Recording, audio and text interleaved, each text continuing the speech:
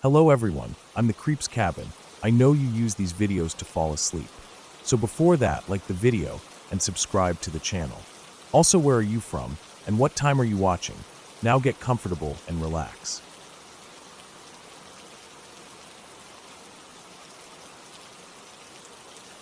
I remember that camping trip in Australia so clearly, even though it happened a long time ago. It was before the days when everyone had weather forecasts in their pocket, before you could just check an app to see if you were going to get slammed with a storm or if the day would be calm. Back then we just went out and hoped for the best. We didn't really think about how dangerous it could get. We just packed up our tents and food and headed out into the country with that easy confidence you only get when you're young or when you've done something so many times you forget what could go wrong. It was late summer, I think, and the days were long and hot. We set up our camp by a lake somewhere in the country.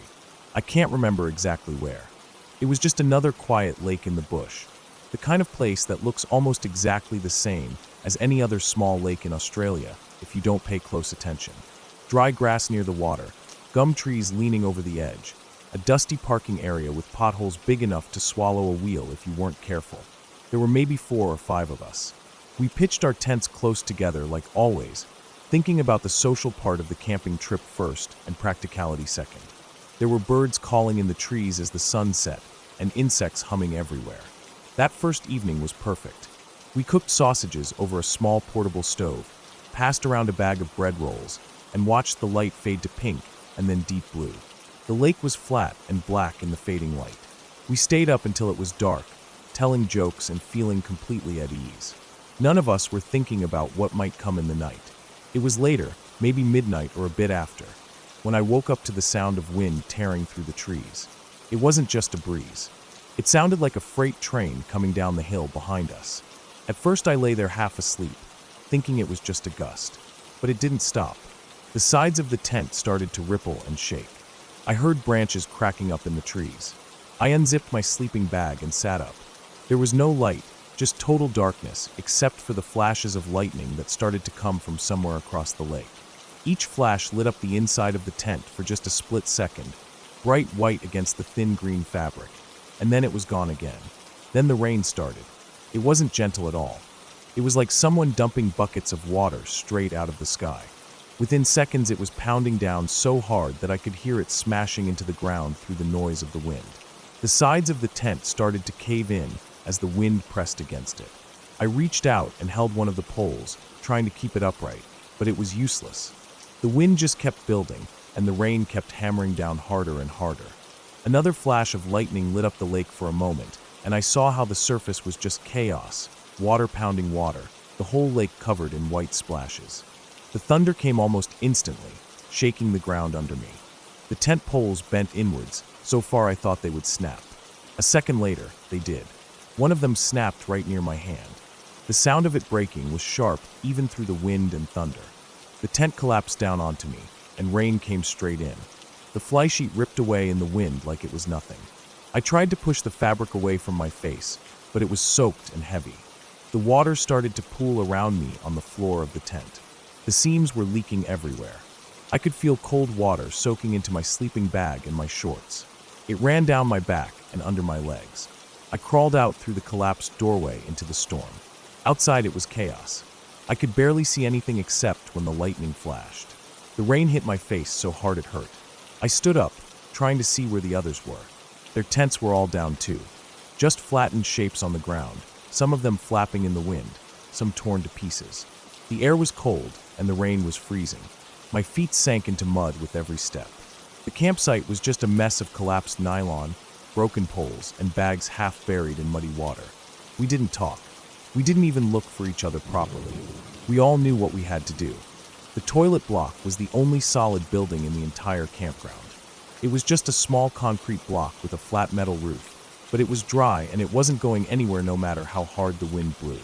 I ran across the campground toward it, slipping and sliding in the mud. My shirt was soaked through and heavy on my shoulders. Water ran down into my eyes, and I wiped it away with my wrist as I ran.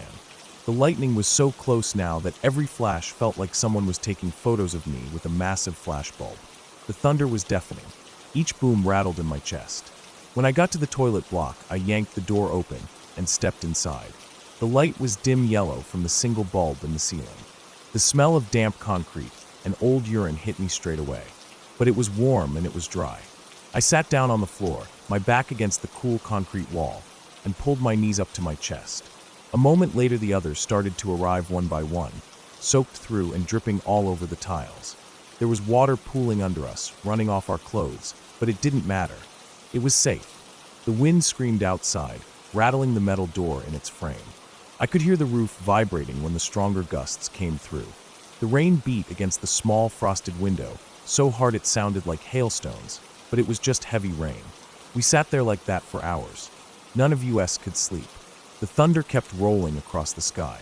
Sometimes it cracked so close that the floor under us shook and the fluorescent bulb flickered. I watched the small vent near the roof as the wind blew water through it in tiny sprays, and I wondered if the roof would hold. Every time lightning flashed outside, I could see the shadows of branches whipping back and forth through the frosted window. I thought about all the trees around our campsite. I thought about how easy it would be for one to snap and come down on a tent or a car or a person. I sat there and watched the puddle of water under us slowly spread wider as we dripped rainwater onto the tiles. By the time dawn came, I felt numb. The sky turned gray instead of black, and the rain slowed to a steady drizzle instead of the downpour from earlier. The thunder was moving off into the distance, just low rumbles every few minutes instead of the cracks and booms that had shaken the ground all night. I stood up slowly. My clothes were still wet, and my skin was wrinkled and clammy from being soaked for so long. The others were quiet, staring at the floor or at the walls. I walked to the door and pushed it open. The air outside was cool and smelled of wet earth and broken branches. The campground looked like a war zone. Tree branches were scattered everywhere. Leaves were plastered against tents and cars. The tents were in pieces, poles snapped and nylon torn into long strips that flapped weakly in the breeze. Our camp chairs were upside down in the mud, one of them half buried in a puddle. The lake looked dark and muddy, with dead branches floating near the shore. Everything was drenched and silent, except for the soft sound of rain dripping off the trees. We spent the morning gathering up what was left of our gear. Most of it was soaked through. Some bags had been ripped open, and our clothes were covered in mud. We stuffed everything into the cars as best we could. None of us said much. Everyone was tired and cold and ready to go home. As I walked around picking up broken tent poles and bits of fabric, I kept thinking about how quickly everything can change. One evening you're cooking sausages by the lake under a quiet sky, and a few hours later you're sitting on the toilet block floor wondering if the roof will hold when the next gust comes through. When we drove out that morning, the sky was still gray, but the rain had stopped. The dirt road was muddy and rutted from the storm. As we left the campground behind us, I kept looking back at the trees, half expecting to see another wall of black clouds coming over the hills. But the sky stayed quiet. The further we drove, the drier the ground got, until finally the road was just dust again. It felt like we had left another world behind us, one where wind and water ruled everything. After that trip, I never forgot how it felt to have your tent ripped away in the night. I still went camping, but I paid more attention to the sky. I checked the weather before leaving, even if it meant finding a payphone or calling someone from the road to ask. I learned what storm clouds look like in the distance and how the wind feels before the rain comes. I still think about that night sometimes, sitting on the toilet block floor with rainwater running off my hair and soaking into my shirt, feeling the thunder shake the ground, and realizing how small I was against the power of the weather. It wasn't the scariest thing that ever happened to me, but it was real, and it was enough to remind me that nature doesn't care how comfortable you were the evening before. It just does what it does, and all you can do is hope you're ready for it when it comes. That was the end of that camping trip. We never set up again that weekend. We just packed up what was left and drove back to town, quiet and tired, each of us thinking about the storm in our own way. Even though it was scary at the time, it felt good in a way to be reminded how strong the world is around us.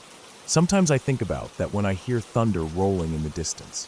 I feel that same cold knot in my stomach, but I also feel alive, remembering how the wind tore the tents down and how the lightning lit up the world like daylight for just a second at a time.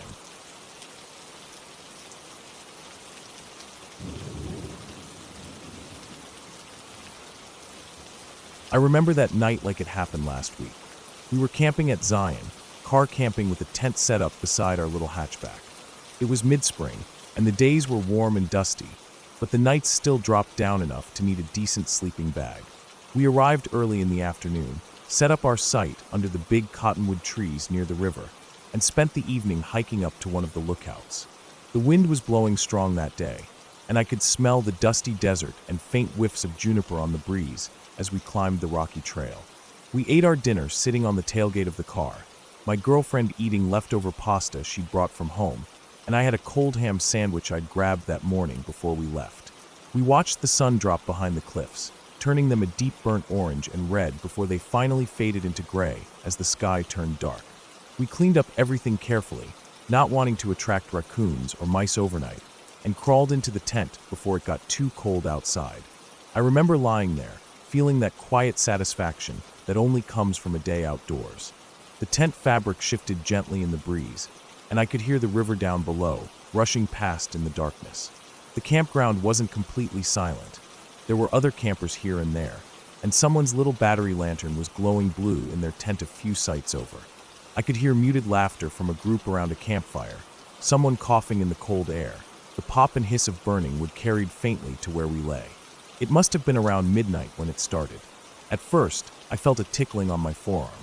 I shifted in my sleeping bag, half asleep, thinking it was a hair brushing my skin, or maybe just my nerves. Then the tickling came again, this time on my cheek. I rolled over, annoyed, trying to sink back into sleep. But something inside me was starting to wake up, a quiet alarm that something wasn't right. I opened my eyes in the darkness. The moon was bright that night, and enough light filtered through the mesh top of the tent that I could see shapes and outlines.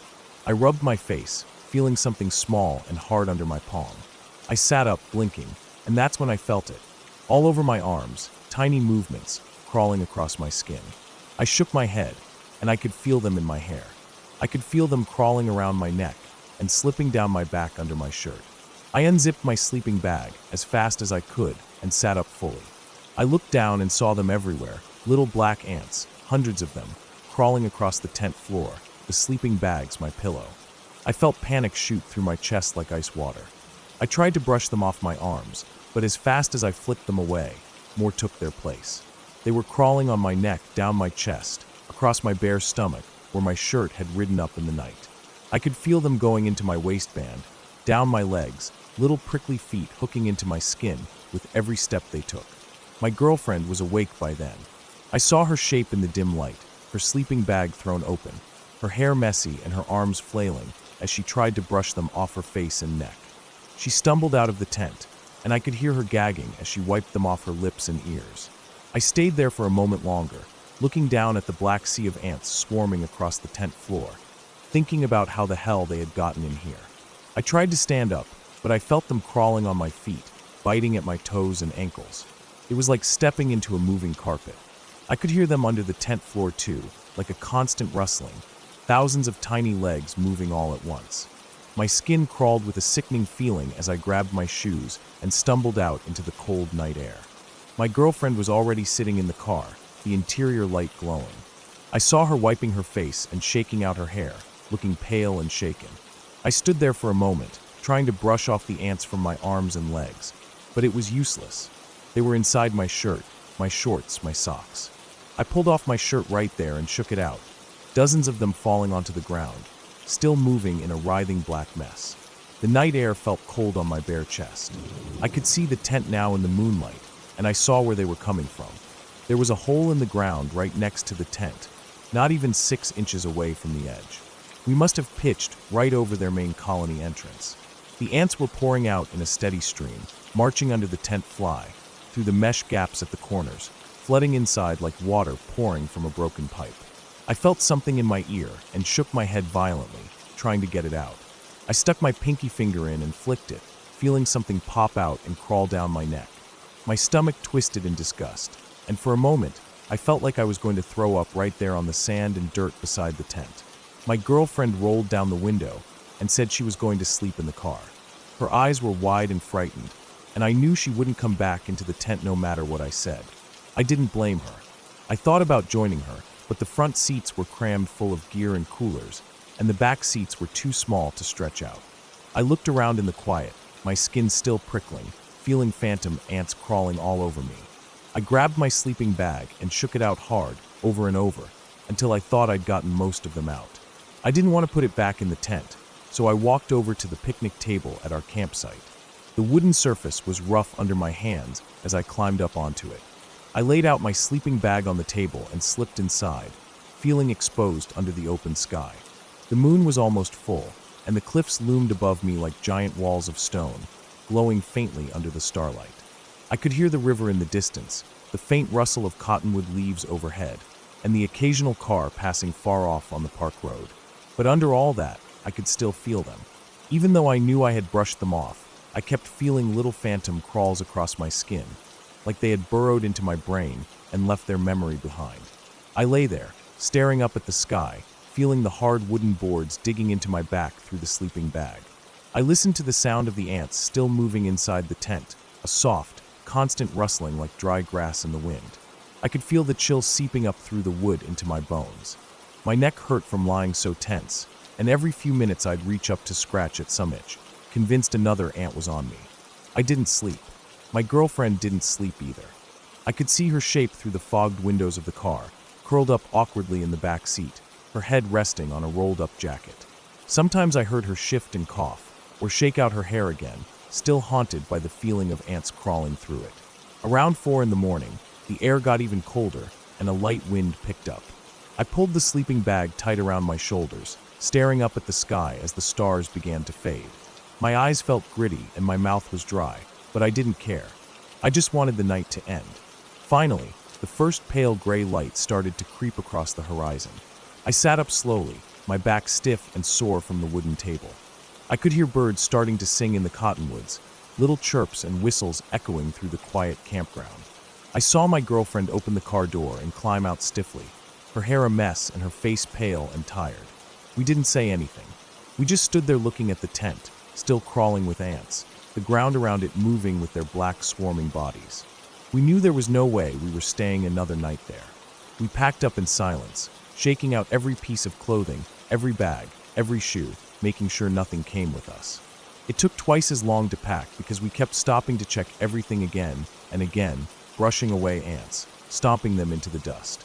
We drove out of Zion that morning, exhausted and silent, the rising sun blinding us as it broke over the cliffs.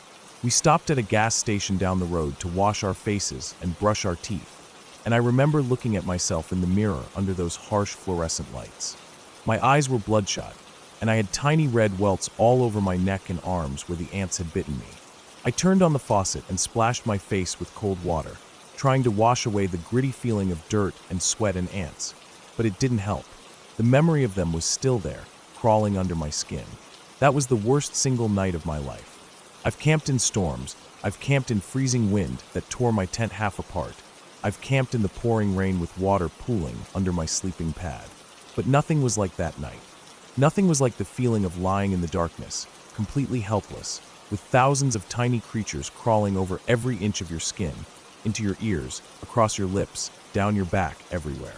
It was like being buried alive, but instead of dirt, it was ants moving and biting and filling up the world until you couldn't think about anything else. After that trip, I started checking the ground more carefully before pitching a tent. I'd stand there for a good 5 minutes just staring down at the dirt, looking for any signs of holes, mounds, trails of insects, anything at all. Even now, when I'm backpacking deep in the wilderness, miles away from anyone else, I still check the ground, still feel that phantom crawling on my skin when I lie down to sleep. We still talk about that night sometimes, me and her, when we're sitting around a fire or driving to another campsite. We laugh about it now, in that dry, tired way you laugh at something only because you survived it. But deep down, I know neither of us really think it's funny, because for those few hours, under that cold desert sky, it felt like the ants owned the world, and we were just two helpless bodies in their way.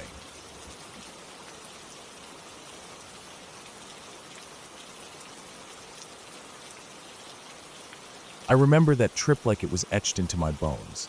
We were 17 then, me and my buddy Chris, and it was late spring in Arizona. School was almost out for the year, and the heat had come back strong in Phoenix, pushing people indoors to their ACs and ceiling fans. But we didn't care. We just wanted out of town for a couple days to get away from homework and curfews and the general suffocation of high school. Chris had this old, beat-up Ford Ranger with faded red paint and a dent in the passenger side door that he never fixed. We packed it up late in the afternoon with 2 sleeping bags, an old army tarp, a little propane stove, some top ramen packs, water jugs, and a small cooler with sandwich meat and Cokes. On the way out of town, we stopped at his cousin's place to pick up the mushrooms. They came folded in a sandwich bag, brown and gray and smelling like dirt, hidden under a layer of crushed Doritos in the glove box. We drove north through the city traffic, past the scattered homes and cactus stands of Cave Creek, the sun dipping down behind us, leaving the desert glowing pink and orange and lavender in that way only Arizona deserts do. Saddleback Mountain sat out there like a sleeping giant, just a long ridge rising up over the flats, lined with boulders and mesquite and scrawny Palo Verde trees clinging to the gravelly slopes. We parked at the end of a dirt spur road just before dusk. The sky was clear and turning navy, with the first stars blinking on. There was a light breeze, warm but not hot anymore, brushing against our arms as we pulled out our stuff. We strapped on our backpacks and walked up the faint trail toward a rocky outcropping that overlooked the valley below. The dirt crunched under our boots, and every now and then we kicked loose a pebble that tumbled down the slope. A few times I saw movement out of the corner of my eye, little desert lizards darting into cracks or under sagebrush. When we reached the top, we rolled out the tarp on the flattest part we could find, which wasn't very flat at all. The ground was packed dirt with a scattering of rocks and a few clumps of dry grass sticking up like brittle hair. We laid our sleeping bags side by side on the tarp and tossed down our packs near our feet. By then, the sky was full black. We cooked ramen on the little stove, steam rising in the dim glow of our headlamps. I remember the noodles tasted like salt and metal and hot plastic, but out there everything tasted good. After eating, we turned off our lights and just laid back looking at the stars. There were so many, more than you ever see in the city, where orange haze clogs up the sky. Out here it felt like we could fall up into the black if we stared long enough. That's when Chris pulled out the mushrooms and handed me half. They were dry and chewy and tasted like bitter dirt. I forced them down with gulps of warm Coke. Then we waited, lying there wrapped in our sleeping bags with the cool night air pressing against our faces. At first, I just felt light, like my chest wasn't as heavy as it usually was. Then the sky started pulsing around the edges. I turned my head and the rocks near us seemed to shimmer, their outlines rippling like heat waves. The stars looked closer too, like if I stood up on my toes, I could brush them with my fingers. The half moon had come up over the ridge, pale and bright, lighting up the scrub and rocks around us in a hazy silver glow. We spent hours just lying there talking. About aliens. About UFO sightings near Roswell and Area 51. About how vast the universe was and how it felt like the government knew more than it let on. I remember thinking that if I focused hard enough, I could see the movement of satellites with my naked eyes, tracking their invisible paths across the sky. Chris said he'd read about alien abductions where people lost hours, waking up with strange burns on their skin or metal implants under their flesh. The mushrooms made his voice echo, or maybe it was the quiet out there making each sound seem bigger. We both drifted in and out of sleep, waking up shivering then drifting off again. The desert gets cold at night, even after a hot day. I pulled my sleeping bag tight around my shoulders, hearing coyotes yipping far off down in the washes. At some point around 1 a.m, we fell fully asleep, still half zipping our bags, the moon bright enough that I could see the outline of Chris's face when I rolled over.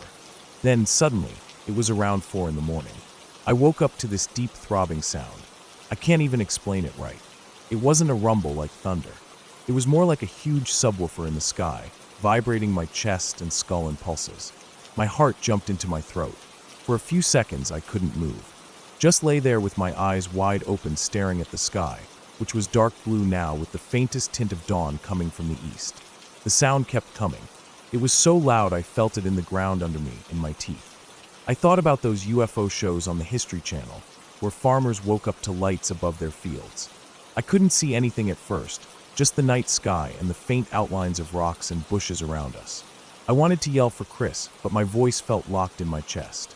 Then the light came. A beam of white light shot down onto us, so bright it burned my eyes and made me squint. I could see every pebble on the tarp, every wrinkle in Chris's sleeping bag, the pattern of grit and dust on my own skin. My heart started hammering, so hard it felt like it would rip out of my chest. For a few frozen seconds, I was convinced this was it. The abduction we'd spent hours laughing about. I imagined gray, spindly figures with big heads waiting above in a craft to drag us up and do whatever people always say happens up there. Probes, experiments, mind wipes. The adrenaline surge almost made me puke. My hands were shaking, and my mouth was dry as chalk. Then the light moved, sweeping off us and onto the desert slope beside us, lighting up the pale rocks and dry bushes like it was midday. The throbbing sound shifted, and as my eyes adjusted, I saw the silhouette of a helicopter hovering above us, dark against the sky, with its big searchlight sweeping back and forth. The rotors chopped through the quiet dawn, sending waves of sound through my body. The helicopter moved slowly down the ridge, its light scanning the hillside and the canyons below. As it drifted away, the pulsing thump faded into the distance, becoming a low vibration that eventually merged with the whisper of the wind. The sky was lighter by then, that deep cobalt of pre-dawn shifting into purple and gray and pale orange on the horizon. I could hear birds waking up in the bushes below, little chirps echoing in the quiet after the helicopter left. My heartbeat was still rattling inside my chest. I lay there staring up at the sky, breathing in short, shaky breaths, feeling the sweat cooling on my back despite the chill of dawn. Chris finally stirred next to me, his sleeping bag rustling as he shifted around. I felt drained, like every bit of adrenaline had poured out of me, leaving my muscles empty and trembling. The sun rose slowly, casting long shadows across the rocks and making the air turn gold and pink. We packed up quietly, rolling up the tarp and stuffing our sleeping bags into their sacks. My hands felt clumsy, and every time I closed my eyes I still saw that bright light shining down. When we walked back down to the truck, I noticed how dry my mouth was. The inside of my cheeks felt glued together, my tongue thick and swollen with dehydration. On the drive back to Phoenix, the roads were empty. The desert stretched out on both sides, silent and still in the morning heat. I kept looking out the window at the passing cactus and dry grass, thinking about how close I felt to something that night. The mushrooms were mostly gone from my system by then, but their echoes still lingered in the back of my brain, making the colors a little brighter and my thoughts a little deeper. Later that day, when we were back in town sitting on the curb outside Chris's house, he pulled out his phone and checked the local news. Turned out the helicopter had been out searching for a hiker who got lost the evening before. They found him down in a wash a few miles east of where we camped, dehydrated but alive. He'd wandered off trail and gotten disoriented in the dark. I sat there in the warm morning sun, feeling the rough concrete under my hands, the smell of desert dust and car exhaust mixing in the air. Part of me was relieved it was just a helicopter. Another part of me felt something else, a hollow feeling I couldn't explain, like disappointment, or maybe the quiet understanding that reality always comes back to Earth no matter how far your mind drifts into the stars. When I think back on that night now, years later, I can still feel the vibrations in my chest. I can still see that white light burning through my eyelids, making my heart stutter and my gut clench with pure animal fear. But I can also remember the softness of the night air on my face, the endless stretch of stars above me, the smell of desert dirt and mesquite smoke and sweat. It reminds me how thin the line is between fear and wonder, and how sometimes the scariest things turn out to be just the world carrying on with its own business, completely indifferent to whatever fears are spinning around inside our heads.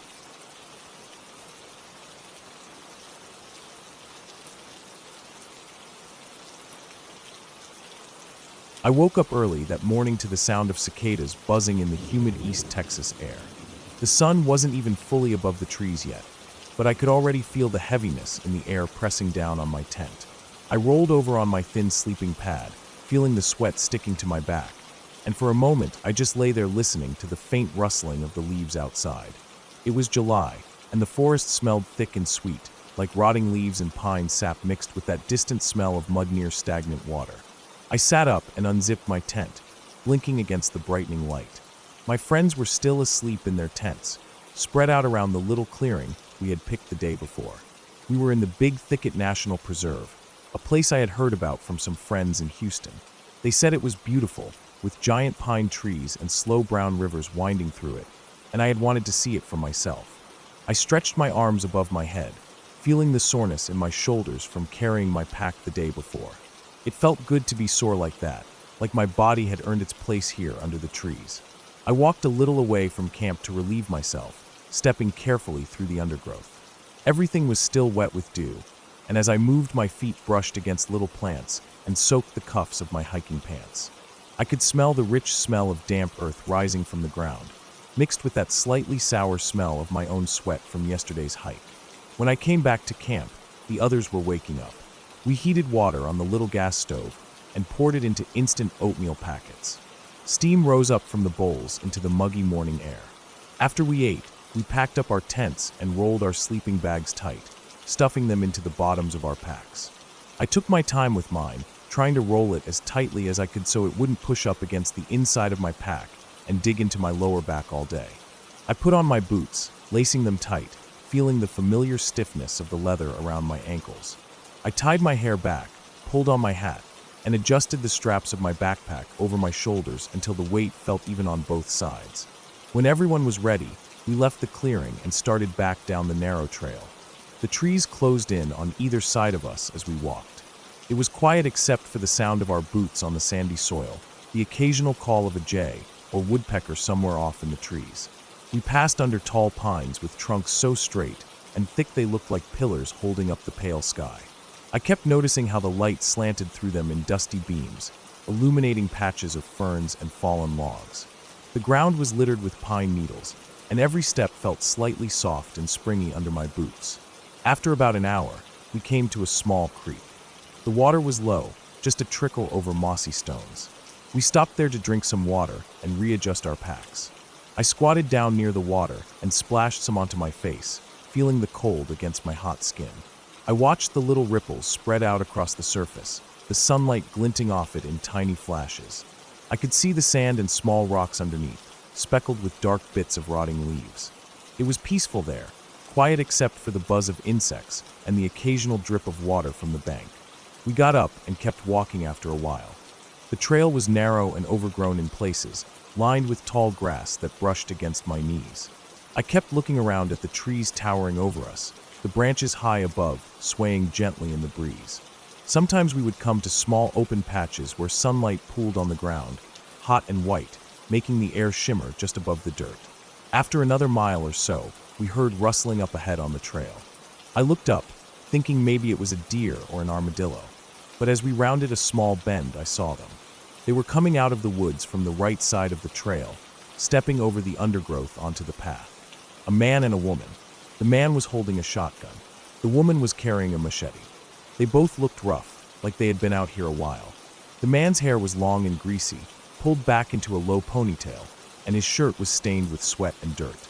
The woman's hair was tucked under a torn ball cap, and she had an old green backpack slung over one shoulder.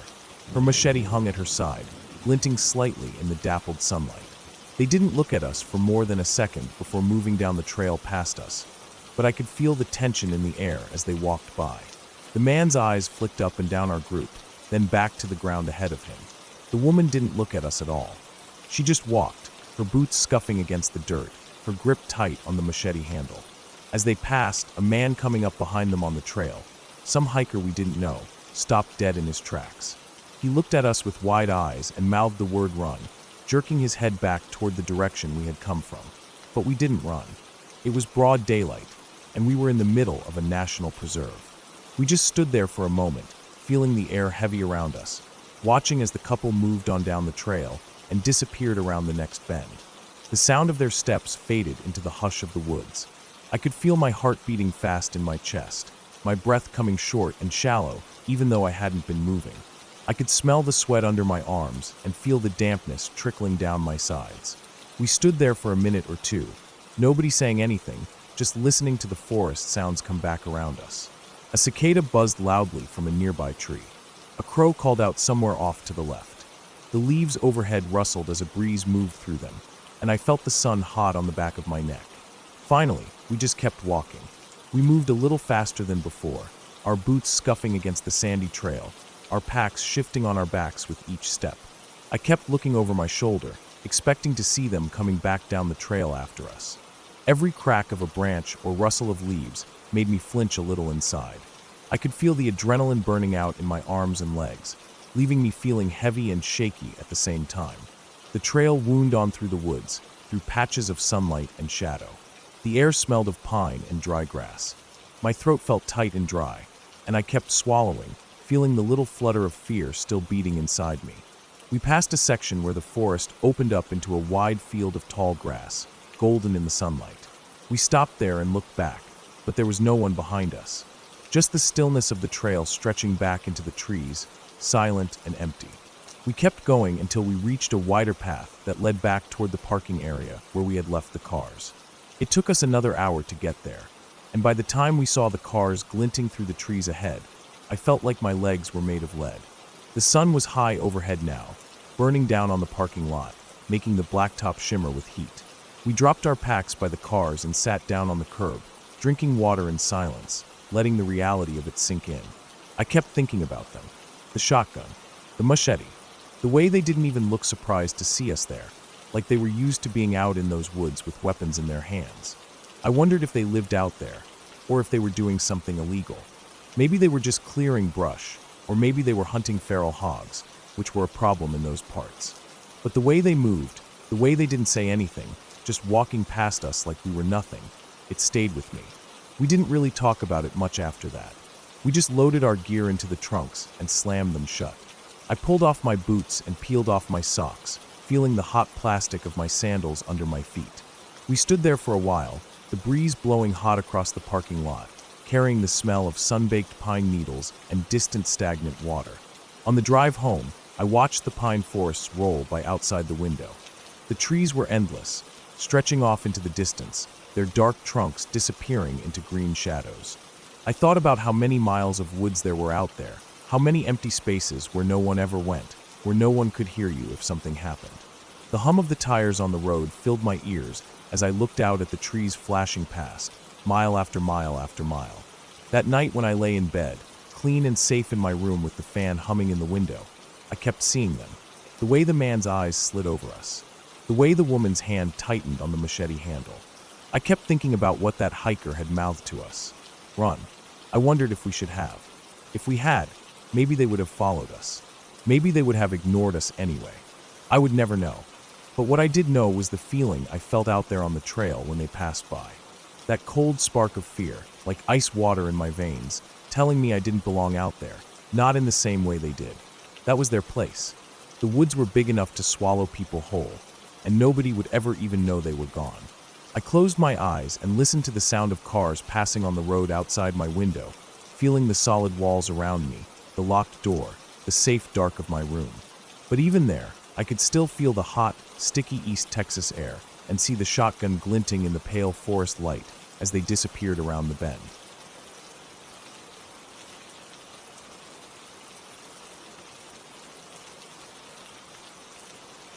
We had been planning that trip for months.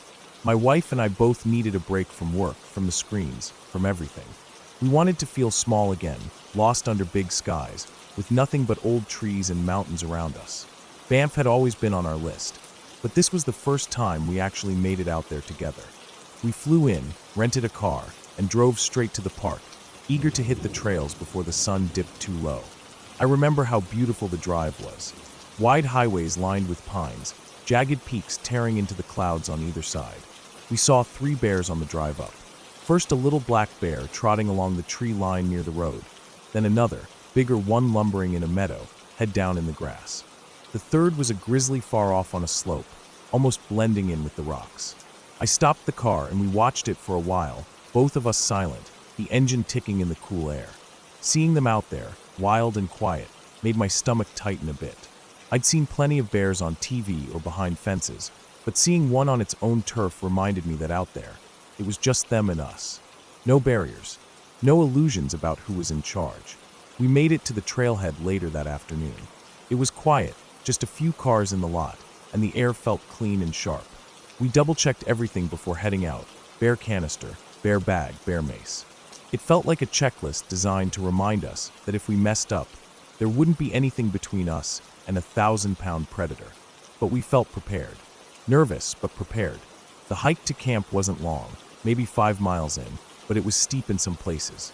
The trail wove through dark spruce forests and opened up into small clearings where the sun felt warm on our backs. Every so often we'd stop and just stand there, listening to the wind move through the trees.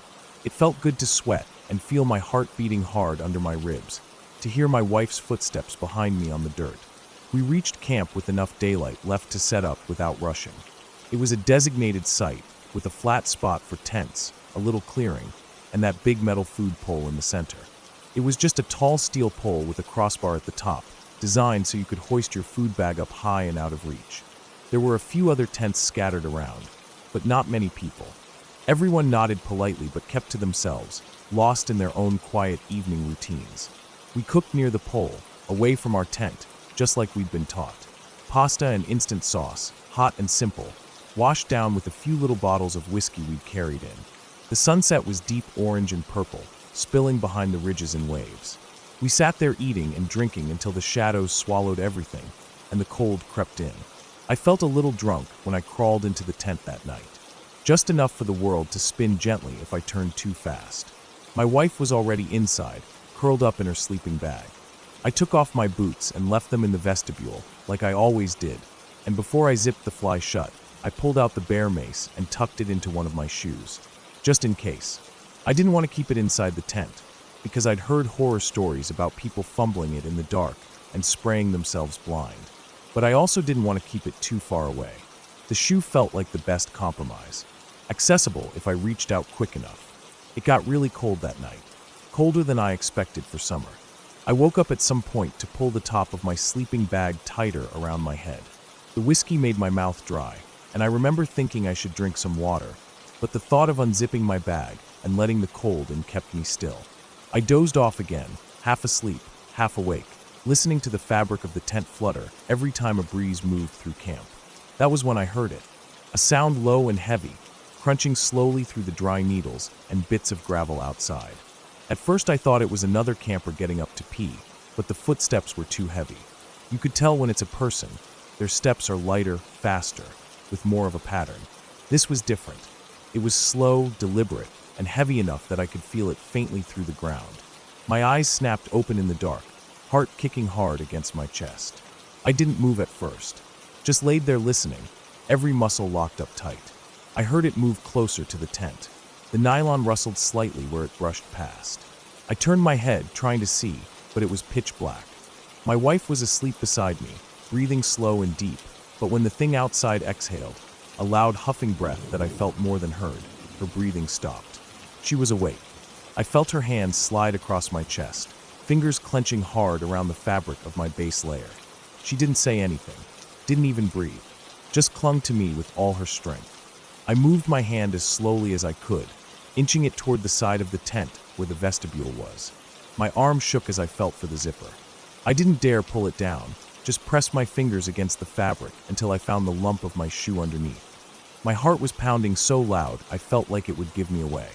I slid my hand into the shoe and wrapped my fingers around the canister, feeling the ridged safety tab against my thumb. The thing outside moved again, its steps making the dirt and stones shift slightly under its weight. It walked around to the side of the tent, close enough that I could hear it breathing through the thin walls. Each breath was deep and rumbling, like a big animal that didn't care who heard it. It sniffed at the tent, a wet snuffling sound right next to my head. I felt my wife's grip tighten, so hard it almost hurt. Neither of us moved. Neither of us made a sound. It felt like hours passed, though later I realized it must have been 10, maybe 15 minutes at most. I laid there in the dark, gripping the bear mace so hard my hand went numb, feeling the panic rise and fall in my chest like waves. I remember thinking about what I would do if it tore through the tent, whether I'd even have time to pull the safety tab, whether spraying it would do anything if it was already on top of us. I thought about her too, how helpless she felt, clinging to me like I could protect her from something this big. I felt small and useless and terrified in a way I hadn't since I was a kid. The bear, because I knew it was a bear by then, there was nothing else that heavy out there, eventually turned and walked away. Its footsteps faded back into the trees, slow and quiet, until all I could hear was the blood rushing in my ears. My wife finally let go of me and buried her face into my chest. I could feel her shaking, her tears soaking through my shirt. I didn't say anything, just wrapped my arms around her and pulled her close. Neither of us slept for the rest of the night. We laid there in the cold, listening to every sound, every whisper of wind through the pines. I kept my hand on the bear mace the entire time, afraid to let go even after my fingers went stiff and cramped around it. I think I drifted off for a few minutes here and there, but every time I closed my eyes I saw that bear tearing through the nylon, its teeth and claws and black eyes filling the tent. When dawn finally came, the relief felt like a physical thing pressing down on us. I unzipped the tent and stepped out into the cold morning air, knees weak under my weight. The ground was covered in bear tracks. Big, wide prints in the soft dirt, circling our tent, stopping near where my head had been. I stood there staring at them, the adrenaline making my hands shake. We packed up fast that morning. Neither of us talked much. The other campers asked if we heard the bear come through camp. Everyone had. It checked most of the tents, sniffing around for food. Someone's bag of trail mix got torn open where they left it by accident under the food pole. Nothing else was damaged. Just a curious bear moving through, looking for something easy. We hiked out quietly, each step taking us further away from that fear, but never really removing it from our minds. Even now, years later, I can still hear that slow, rumbling breath against the thin fabric wall. I can still feel my wife clinging to me, both of us frozen in the dark, hoping that if we stayed quiet enough, stayed still enough, it would leave us alone. And it did.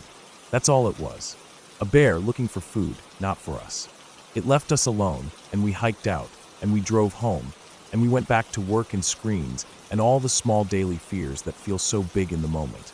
But nothing has ever felt as big as that bear moving around our tent that night, in that cold, dark forest, with nothing between us but a few millimeters of fabric and all the courage we could gather to stay silent and still until it was gone.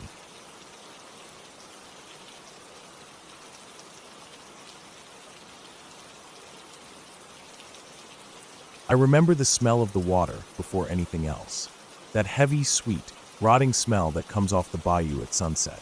I had driven in from Baton Rouge that morning, stopped at a gas station just off I-10 near Butte La Rose to top off and grab a can of iced coffee.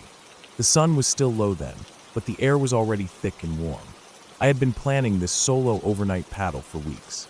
I wanted to test my hammock camping setup over the water for the first time. Everyone on the forums made it look so peaceful.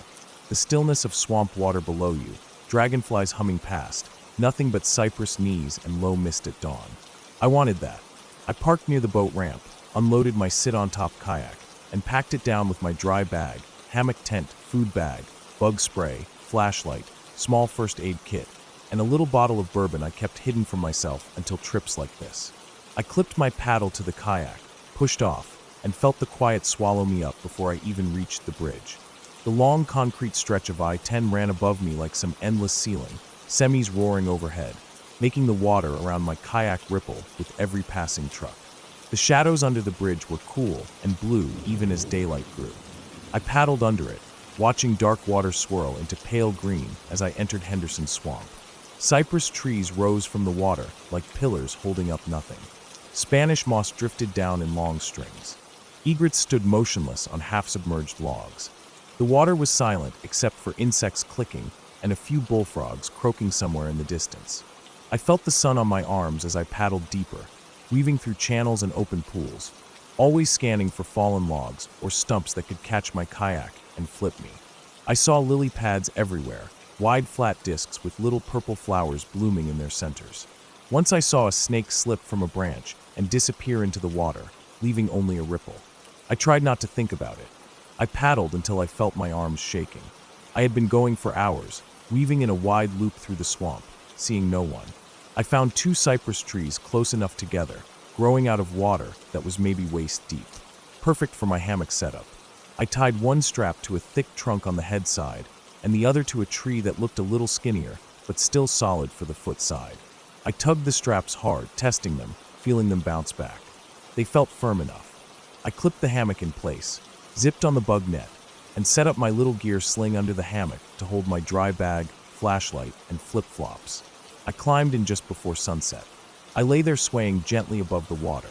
The smell was strong, but I got used to it. I watched the sky turn purple and then black. Fireflies flickered in the moss. I didn't bother with dinner. I just drank a little bourbon from the bottle, let the warmth hit my chest, and closed my eyes listening to the frogs and the insects and the splash of fish jumping somewhere out in the darkness. I felt safe somehow, floating alone in the middle of nowhere, nothing to do but breathe. I woke up to something tugging at my weight. For a second I thought I was dreaming. I felt the hammock shift under me. I was on my side, and I tried to roll over, thinking maybe I just needed to adjust. That's when I heard the noise. A sharp, dry snap from the foot end strap. I froze. My brain felt like it was on fire. I reached up and grabbed the sides of the hammock just as I felt my feet drop lower. Another creaking groan came from the strap. I couldn't see it in the darkness, but I knew that tree was giving way or the strap was slipping off. I tried to lean towards the head end to even out my weight, but it was too late. I felt the whole foot side give way under me. Suddenly I was pitched backwards, my feet splashing into the cold swamp water. My ass half submerged, shoulders still hanging from the head side strap. The hammock folded around me like a cocoon. The bug net pressed against my face. Water was already soaking through the bottom. I tried to grab the zipper, but it was twisted. My heart was hammering so hard I thought it might burst. I felt the hammock swaying under me, water sloshing into my sides as I twisted to find the zipper tab. I kept thinking about alligators, even though I hadn't seen any all day. I kept thinking about something big with teeth gliding silently under the black surface towards my dangling feet. I kept thinking about what it would feel like to be dragged under in the dark. No struggle, just warm water closing over me and disappearing forever. I fumbled with the zipper, but my hands were shaking so badly I couldn't grip it. I took a deep breath and tried again, feeling the netting press against my mouth as I moved. The kayak floated just out of reach behind me. I could see its pale green bobbing gently in the moonlight. I tried to swing myself up, but the hammock twisted, making the foot end dip deeper. Cold water rushed over my thighs and I panicked, kicking my feet, feeling them sink into thick silta mud below. I felt something brush my ankle, maybe a stick, maybe a fish, but I let out a breath so fast it sounded like a sob. I thought I was going to scream, but I kept my mouth shut, grinding my teeth together so hard my jaw hurt. I pulled again at the zipper, feeling the seam catch. I yanked with both hands, ripping it halfway open before slipping sideways out of the hammock and plunging into the water up to my chest. The swamp was cold and slick, little bits of algae clinging to my arms. I scrambled to stand but slipped on the mud and dropped back down, water splashing over my face. I gasped and felt something crawl across my shoulder. Maybe a spider or just floating weeds, I didn't care. I shoved the netting off me and waded towards the kayak, feeling the muck suck at my feet with every step. When I reached the kayak, I grabbed the side and nearly tipped it over as I tried to haul myself up. The kayak rocked, and for a second I thought it would flip, dumping everything into the swamp, but it steadied. I climbed in, chest heaving, water dripping down my face and arms, soaking my shorts and shirt. I sat there in the kayak in the darkness, holding my paddle, feeling the tremble in my muscles. I looked back at the hammock, sagging half submerged between the trees, the foot side strap dangling loose into the water. I realized the tree I tied to had rotted out near the base. It was only about as wide as my thigh and half hollow. The strap must have crushed into the rotten wood, splitting it, until it gave way under my weight. I didn't bother trying to fix anything. I reached over and unclipped my dry bag from the gear sling, water dripping from it. I checked my phone inside, still dry thankfully. I clipped it to the front of my life vest. I grabbed my little flashlight, clicked it on, and began paddling back the way I had come. The beam lit up strips of moss and dark water ahead of me. I couldn't see far, just enough to find my way. Every splash of my paddle sounded too loud. Every shadow between the trees looked like the shape of an alligator's head floating just under the surface. I didn't see any, but my mind kept replaying stories I'd read about them lunging out of the water silently, grabbing dogs off riverbanks without a splash. I paddled hard, arms burning, breathing ragged in the humidity. It felt like an hour, but probably wasn't. The maze of the swamp felt endless in the darkness. Sometimes I'd turn down a channel that dead-ended in a wall of cypress knees and rotting logs and have to back out, spinning the kayak carefully, trying not to tip. The smell of mud and decay was stronger now that I was wet. My clothes clung to me, my legs slick with mud up to my knees. The flashlight flickered once, making me panic, but it stayed on. Finally, I saw the shape of the bridge ahead, pale concrete pillars rising into the night sky. The sound of trucks overhead felt like relief. I paddled under the bridge, letting the faint glow from streetlights far up the embankment guide me to the boat ramp. I pulled my kayak up onto the muddy shore, my arms so tired they felt numb. I walked up to my car barefoot, mud squishing between my toes. I didn't even bother rinsing off. I strapped the kayak onto the roof rack, climbed into the driver's seat, and sat there for a long time with the windows down, listening to the rumble of trucks and feeling my heart slow down. I never camped over water again after that. Not because I thought I would die if I did it again, but because I realized how fast things can go wrong when you're alone in the dark, when no one knows exactly where you are, when your only shelter is a strip of nylon and two trees that might not be as strong as they look. I learned to respect the swamp that night, learned to respect my own fear, learned to respect the quiet that feels peaceful until it turns on you without warning. I still paddle there sometimes, but I always come back before sunset, and I always check the trees before I tie anything to them. And I never forget how that cold water felt when it swallowed my legs in the middle of the night, while the rest of the world slept miles away, unaware of me dangling there, waiting for whatever might come up from below.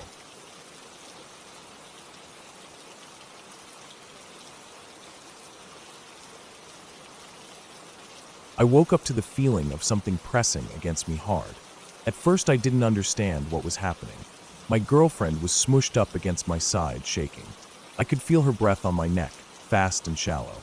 She wasn't saying anything out loud, but I felt her hand gripping my arm, her fingers digging into me through the sleeping bag. I blinked in the darkness, confused, until I heard her whispering, almost like her lips were brushing my ear. It was just a shaky little whisper telling me to wake up, over and over. My chest went tight. I was instantly awake. My eyes adjusted to the darkness of the tent, and I realized she wasn't just cuddling closer in her sleep. She was awake too, awake and terrified. I held my breath, and that's when I heard it, a snorting, sniffling noise right outside the tent. It was a wet, heavy sound, the way an animal breathes when it's sniffing around. My first thought was that it was probably a raccoon or maybe a possum. We'd seen raccoons scurrying along the tree line earlier before we crawled into the tent. They liked to sneak up and steal any food scraps left out by campers. I didn't think much of them, but then the snorting got closer, and there was this strange deep grunt that vibrated through the ground and into my chest. My girlfriend was gripping my arm so tight I could feel her nails pressing into my skin. My own breath had gone shallow now, like my body was trying to make itself small and quiet. The snuffling stopped for a second, and then the wall of the tent right next to my head pressed inward with a sudden force. I flinched so hard my back rammed into her knees. The fabric stretched inward, tight enough that I thought it was going to rip open. I could hear the creature's breathing now, right against the thin polyester. It was a rough, moist breathing. I tried to think. Raccoons didn't stand this tall. They were tiny compared to this. My brain quickly tried to make sense of it. Maybe it was a deer. Maybe it was a fisher, though I'd never seen one in real life. But the way the nose was pushing down at us, it was big. It felt solid and heavy. I thought about bears. I knew black bears were skittish, but this didn't feel like a curious sniff and move on. This thing was pressing at the tent like it wanted to come in. My heart was pounding so hard I felt dizzy.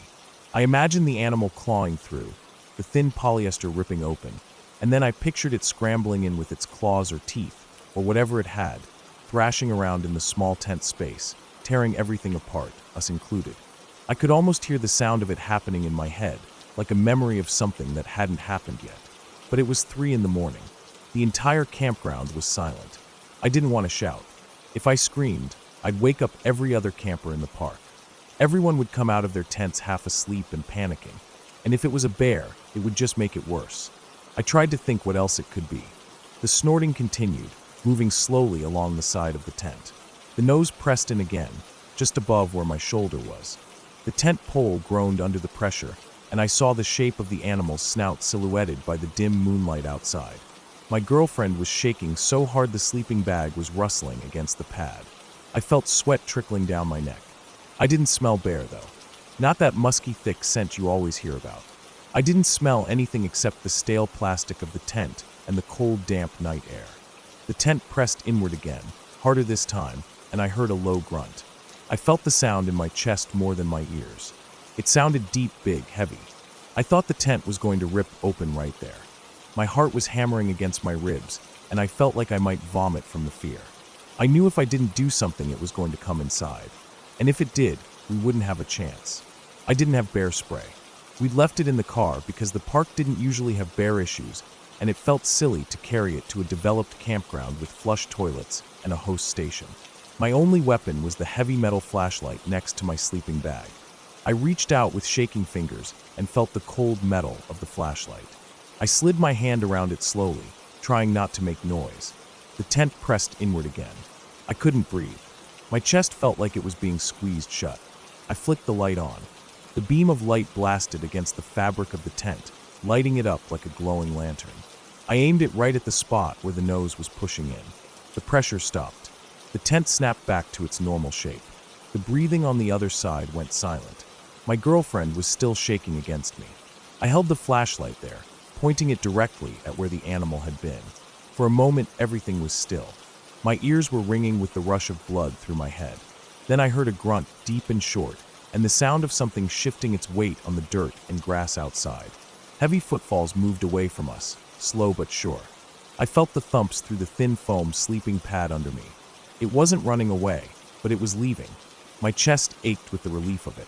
I kept the flashlight pointed at the tent wall for what felt like hours, though it was probably only a minute. The footsteps faded into the trees. The snorting and sniffing noises were gone. I lowered the flashlight, but I didn't turn it off. Neither of us slept for the rest of the night. I sat up, propped against my rolled-up jacket, clutching the flashlight in my lap, and she lay curled up on her side, staring at the thin, glowing fabric of the tent, her eyes wide and glassy. We listened to the silence outside, waiting for the noises to come back. But the night was quiet except for the chirping of crickets and the rustle of a breeze moving through the top of the trees.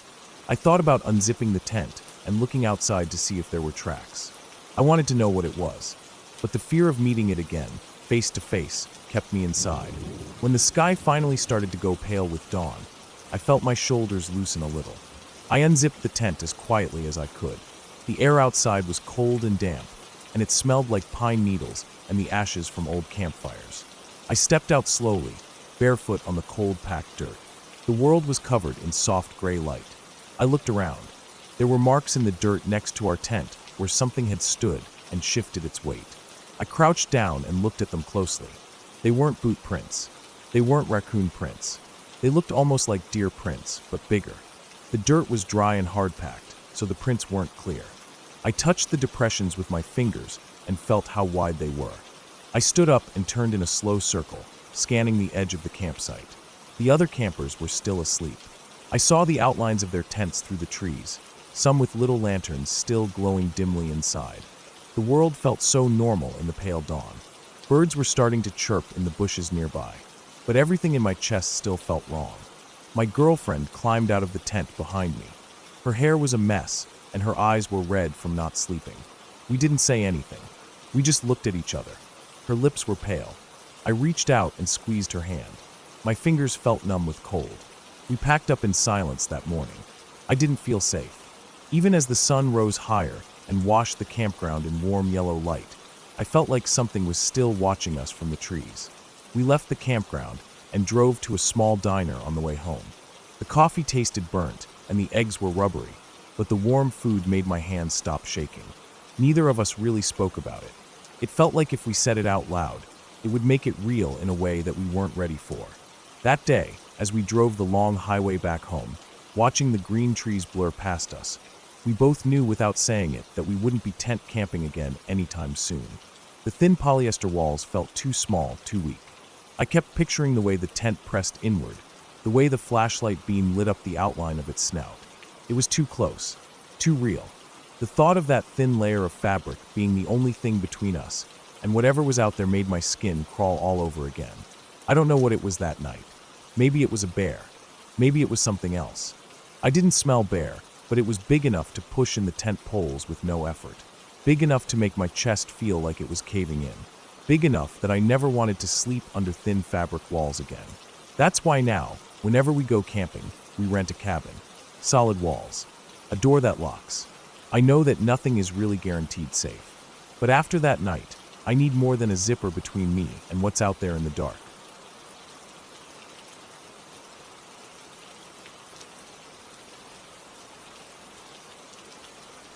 I woke up before the sun that day. The sky was still a dark blue with a faint line of orange on the horizon. I was sleeping in my mom's small old tent. The smell of the thick nylon walls mixed with the damp air of the Oregon coast was strong in my nose. My sleeping bag felt warm, and I could hear my mom outside zipping up the tent door, moving around to get breakfast started. I unzipped my bag and sat up, the cool air making me shiver for a second. I heard birds outside, little chirps and whistles that made the place feel peaceful and safe. I stepped out of the tent, and the cold, wet grass touched my toes through my socks. The world outside was quiet except for the breeze moving through the tops of the tall pine trees around us. I could smell salt from the ocean, even though we were way up on the foothills, a 25-minute drive down to the main highway that ran along the coast. The campground was empty. There were only a few spots there, just clearings with old fire rings and broken wooden tables. Ours was near the edge of the hill, where you could look down through the trees and see hints of the ocean between them if you squinted. My mom was standing by the little propane stove she brought, heating water for coffee. She looked relaxed, wearing an old flannel shirt and sweatpants. Her hair was tied back in a messy bun. I remember thinking how peaceful she looked there in the early morning light, steam rising from the kettle while fog floated between the tree trunks behind her. We spent the whole day there. She made instant coffee and oatmeal for breakfast. Then she read a paperback mystery novel while I walked around the campsite, kicking pine cones and listening to crows calling from somewhere high up. Later, she took out her camp chair and sat facing the little trail that led down the hill. She just sat there, sometimes looking at the trees, sometimes closing her eyes. I think she liked listening to the wind in the branches. I sat next to her and scrolled through my phone, but there wasn't any signal, so I ended up just sitting there too, picking at my fingernails and watching bugs crawl on the ground. Around noon, a truck came up the rough gravel road. It was a loud diesel, with mud caked on the wheel wells and the smell of exhaust drifting behind it. It pulled up near our site and stopped. I watched my mom stand up and brush off her pants. She walked over to the driver's side window. There were 4 men in it, all wearing ball caps and jackets. They looked like they had been working or hunting or just driving around the hills for fun. I couldn't hear what they were saying. One of them leaned out the window, smiling. My mom nodded a few times. They talked for a couple minutes. Then the truck started moving again, rumbling back down the hill until the sound disappeared behind the trees. When she walked back over, she didn't say anything about it. She sat back down, picked up her book, and went on reading like nothing happened. I didn't ask either. It didn't feel like anything worth asking about at the time. Later that day, as the sun was starting to go down behind the trees, we built a fire in the ring. We had hot dogs and beans for dinner, sitting on the log bench near the fire, poking sticks into the flames. The sky turned pink and purple, and the air felt colder by the minute. I watched bats flying high overhead, flipping around like paper scraps caught in the wind. My mom threw a handful of pine needles into the fire, and they burned bright for a second, filling the air with the smell of resin. When it was dark, we crawled into the tent. I could hear crickets outside, and the fire popping as it died down to embers. I got into my sleeping bag, feeling the chill of the night air on my face. I lay there listening to my mom's breathing across the tent. It was slow and steady. I stared at the nylon roof above me, watching shadows of branches sway when the wind moved the trees. I don't know what time it was when I woke up, but it was full dark. The tent was pitch black inside, and I could barely see the faint outline of my mom sitting up. Her shape was just a darker shadow in the darkness. I heard her take a sharp breath, like a quiet gasp. My eyes opened wider, trying to adjust. I turned my head towards her, but before I could say anything, I felt her hand cover my mouth. Her hand felt warm and a little shaky. My heart started to pound immediately. I could feel the adrenaline rush into my arms and legs, making me tense up inside my sleeping bag. I froze there, completely still under her hand. It was dead silent. No crickets, no wind. Just silence, like the world was holding its breath. Then, through the quiet, I heard it. Footsteps. They were soft at first, crunching on the dirt and pine needles right outside the tent wall. The steps moved slowly, like someone trying not to be heard. I felt my throat close up with fear. I could hear the steps get closer until they were right beside where my head was. The nylon of the tent wall was so thin that I felt like I could hear their breathing, though I couldn't tell if it was theirs or mine.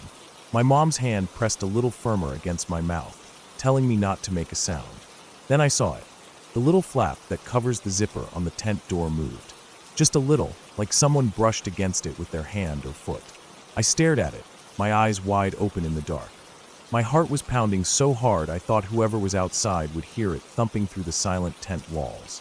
The footsteps paused. For a few seconds, there was nothing. No movement, no sound. I could feel tears starting to build up in my eyes because I was so scared.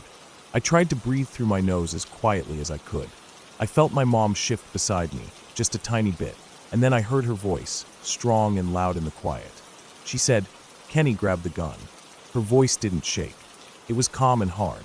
For a second, there was absolute silence outside. My body was frozen. I could barely process what she said. Kenny was my dad, but he wasn't there. It was just us two. But whoever was outside didn't know that. I heard the footsteps again, but this time they were moving away. Faster. Whoever it was walked away from the tent, back towards the road.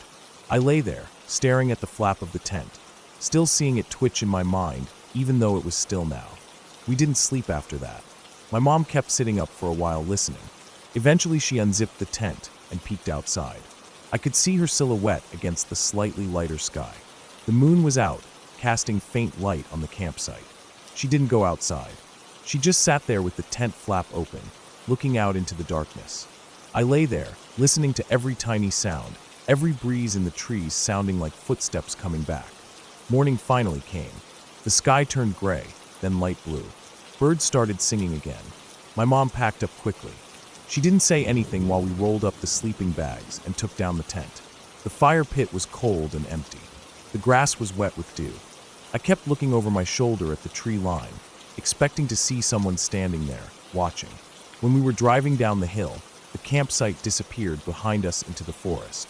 I felt relief wash over me as we got closer to the highway. My mom drove in silence, her hands gripping the wheel tight. I knew she was thinking about it too, what happened that night. We never talked about it much after that. When I think about it now, years later, I still feel my heart race. I can still hear those footsteps in the quiet of the night, can still see that flap moving right in front of my eyes. I know nothing happened to us. We left safe, untouched. But the fear I felt that night was so real and deep that it left something in me, like a scar under my skin. I think about how quick my mom was, how calm her voice sounded when she said those words that saved us. I think about how dangerous that night could have been if she hadn't spoken up. Sometimes when I go camping now, I lie awake listening to the sounds outside the tent. Every snap of a twig or crunch of leaves makes my mind go back to that moment. I still hear her voice in my head, strong and fearless in the dark, telling the empty night to back off. I never forget what could have happened if she hadn't spoken those words. We were lucky. That's all it was. Just lucky.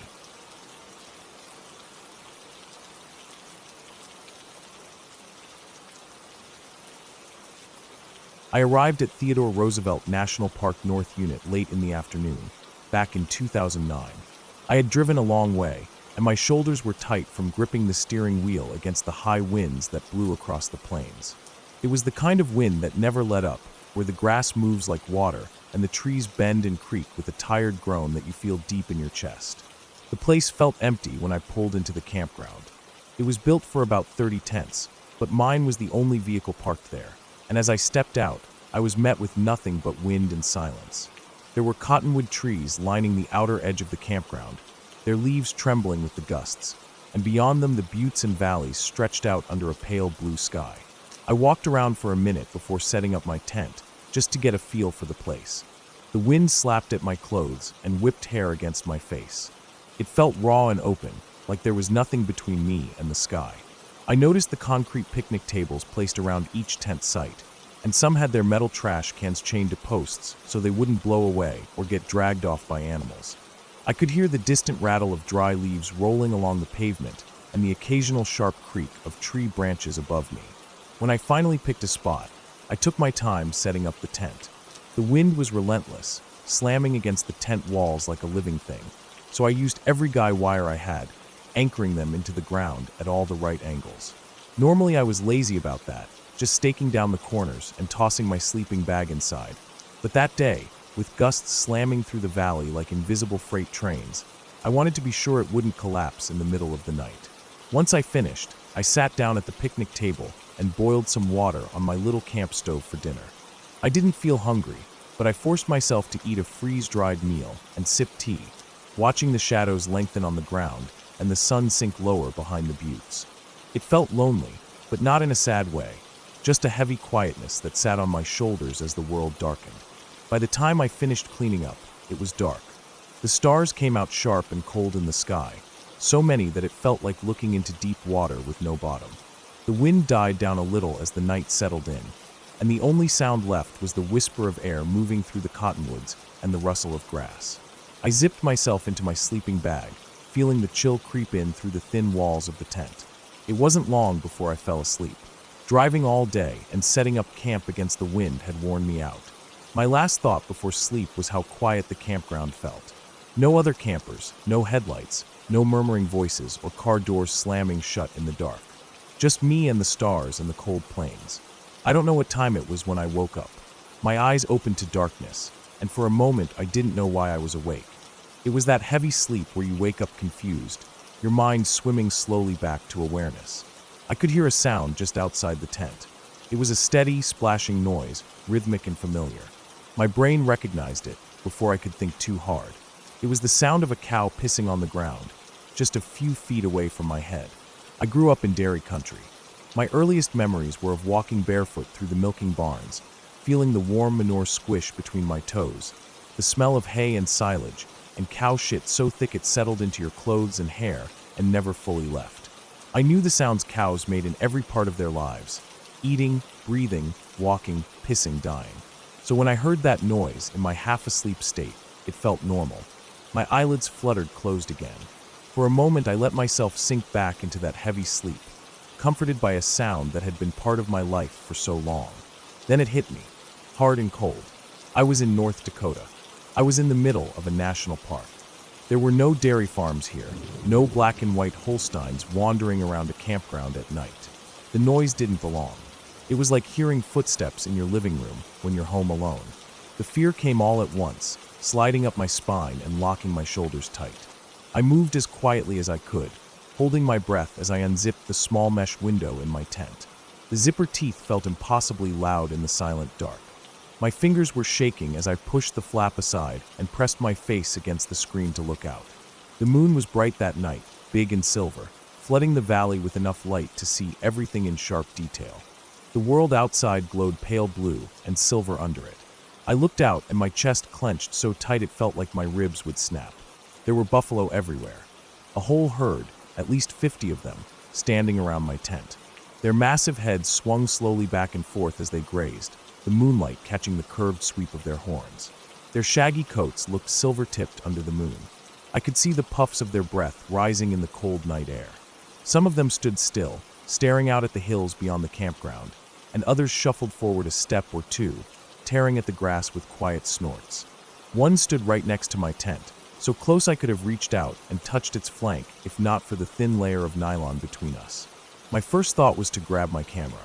The sight was unreal, wild buffalo, so close I could hear them breathing, their hooves shifting against the dirt and gravel. But then I thought about what would happen if I clicked the shutter and the noise startled them. I looked at their thick necks and powerful shoulders and imagined 50 of them suddenly bolting in panic, crushing everything in their path. My tent, my body, flattened under pounding hooves in the dark. I set the camera down slowly, my hand shaking so badly I almost dropped it. I sat there for a long time, not daring to move. My eyes adjusted fully to the moonlight, and I watched them graze, shifting their heavy bodies with a grace that felt impossible for animals their size. Their fur rippled in the wind like slow water, and their shadows stretched across the ground, blending into one shifting, living mass. I could smell them through the thin tent walls, that deep musky smell of animal sweat, dirt, and grass. My ears rang with silence and adrenaline. I thought about how fragile the thin fabric of my tent felt between me and them. Just a few millimeters of nylon keeping me from the heavy weight of their bodies. At some point, I unzipped the other tent windows so I could see all around me.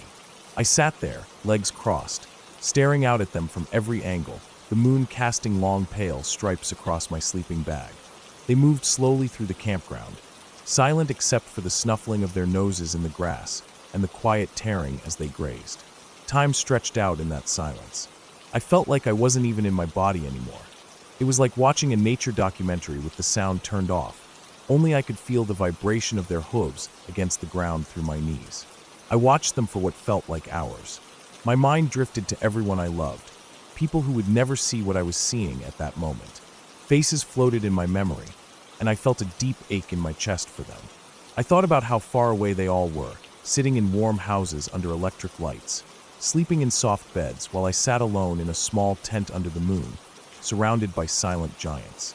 The Pink Floyd song, Wish You Were Here, drifted into my mind unbidden, and I could almost hear the opening chords in the cold quiet. I mouthed the lyrics to myself, not daring to make a sound. Finally, after what felt like an eternity, the herd began to move off. They drifted away from the campground in small groups, their broad backs fading into the shadows of the cottonwoods and down the slope toward the river. The silence felt even deeper once they were gone, like the air itself was holding its breath. I sat there for a long time after they left, my eyes wide open, listening to the empty quiet and the whisper of the wind picking up again. Eventually I unzipped my sleeping bag and lay back down, staring up at the tent ceiling lit pale by the moon. My whole body felt heavy and weak with relief and awe. The adrenaline slowly drained out of me, leaving behind an aching tiredness that wrapped around my bones like a blanket. I thought about how close I had come to getting crushed without them even noticing. I thought about how unreal it felt to be so close to something so wild and powerful, and how lucky I was to have seen them like that, moving like ghosts under the moon. Sleep came slowly. My mind replayed the sight of their massive heads, their shaggy shoulders shifting in the moonlight, their breath hanging in the cold air. Eventually my eyes closed, and I drifted off with that song still playing softly in my memory, thinking about everyone I wished could have been there to see it with me. When I woke up the next morning, the campground was empty again, just torn up patches of grass where they had grazed and wide, round hoof prints pressed into the dirt all around my tent. The wind had picked up again, rattling the tent walls, and the sky was pale and empty. For a moment I sat there in the cold light of dawn, listening to the flapping of the tent fabric, and I wondered if it had all been a dream. But when I stepped outside, I could still smell them in the grass. The scent of their warm bodies and the musky sweetness of grazed prairie lingered like a memory in the morning air. I packed up slowly, feeling every movement in my shoulders and legs. As I drove out of the campground, the sun rose behind me, lighting up the buttes and valleys in gold and pink. The road curved away into the wide plains, and I left behind nothing but my footprints and the quiet echo of that night under the moon, with only the buffalo for company.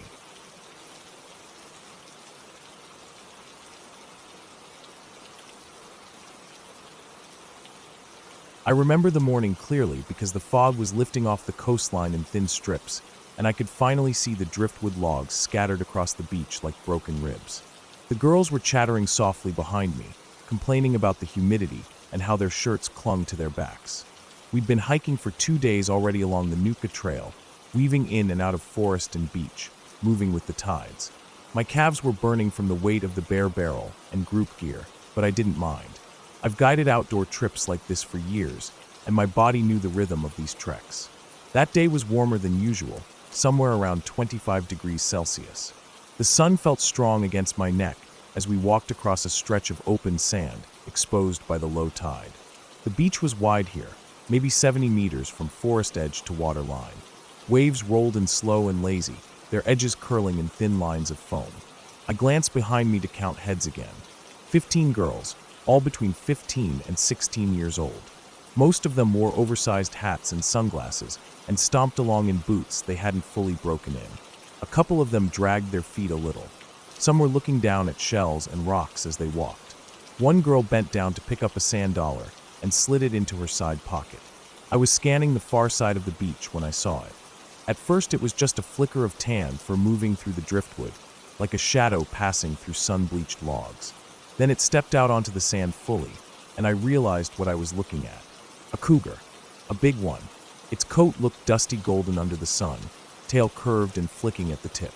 It was running, not in a focused sprint like it had spotted prey, but in this erratic zigzag pattern up and down the beach, doubling back over its tracks, then darting sideways. My gut clenched. I had seen cougars before, mostly at dawn or dusk, and always behaving cautiously or curious from a distance. But this was midday, hot sun overhead, and it was out on the wide open sand. I stopped walking and put my hand up to pause the group behind me. The girls shuffled to a halt. I didn't say anything to them yet. I just stood there watching that cougar. My chest felt tight. The cougar kept running up towards the driftwood piles, circling them, then coming down towards the water line, pausing, looking around, then darting off again. Something was off about it. It wasn't hunting. It wasn't walking calmly. It looked confused or sick or panicked. I weighed our options in my head. We were a large group, 16 people counting me, and cougars rarely attack such big groups. But this one was acting strange. I thought about trying to skirt around it by the tidal shelf, staying as close to the water as possible, but the tide had already started to rise again. I didn't like the idea of getting pinned against the cliffs if it decided to follow us along the narrow rock shelf. I felt my breathing get shallow and forced myself to take a slow inhale. Then another. The cougar paused, turned its head towards us for a brief moment, then darted back up towards the driftwood. I knew right then continuing forward wasn't worth it. I told the girls to take off their packs and rest on the logs while I called the float plane company. They answered on the third ring. I told them where we were and what we'd seen. They said the soonest they could come was the next day, tide and weather permitting. The pickup site was back the way we had come, at a flat stretch of beach where the plane could land on the water and nose up to shore. I also called the park rangers. They already knew about the cougar. Apparently, it had been spotted a few times earlier in the week, behaving oddly near the same beach. They told me it would probably leave on its own, but they'd send someone to check it out just in case. We turned around and retraced our steps back to the previous campsite. My legs felt heavy walking back. Every driftwood stump or dark shape between the trees made my nerves jolt a little. I kept looking over my shoulder, scanning the forest line for any flicker of movement. The girls were quieter now. They didn't know exactly what was happening, but they felt my tension. The way guides carry fear in their posture, even if they don't say it out loud. When we got back to the old campsite, I did a quick perimeter check.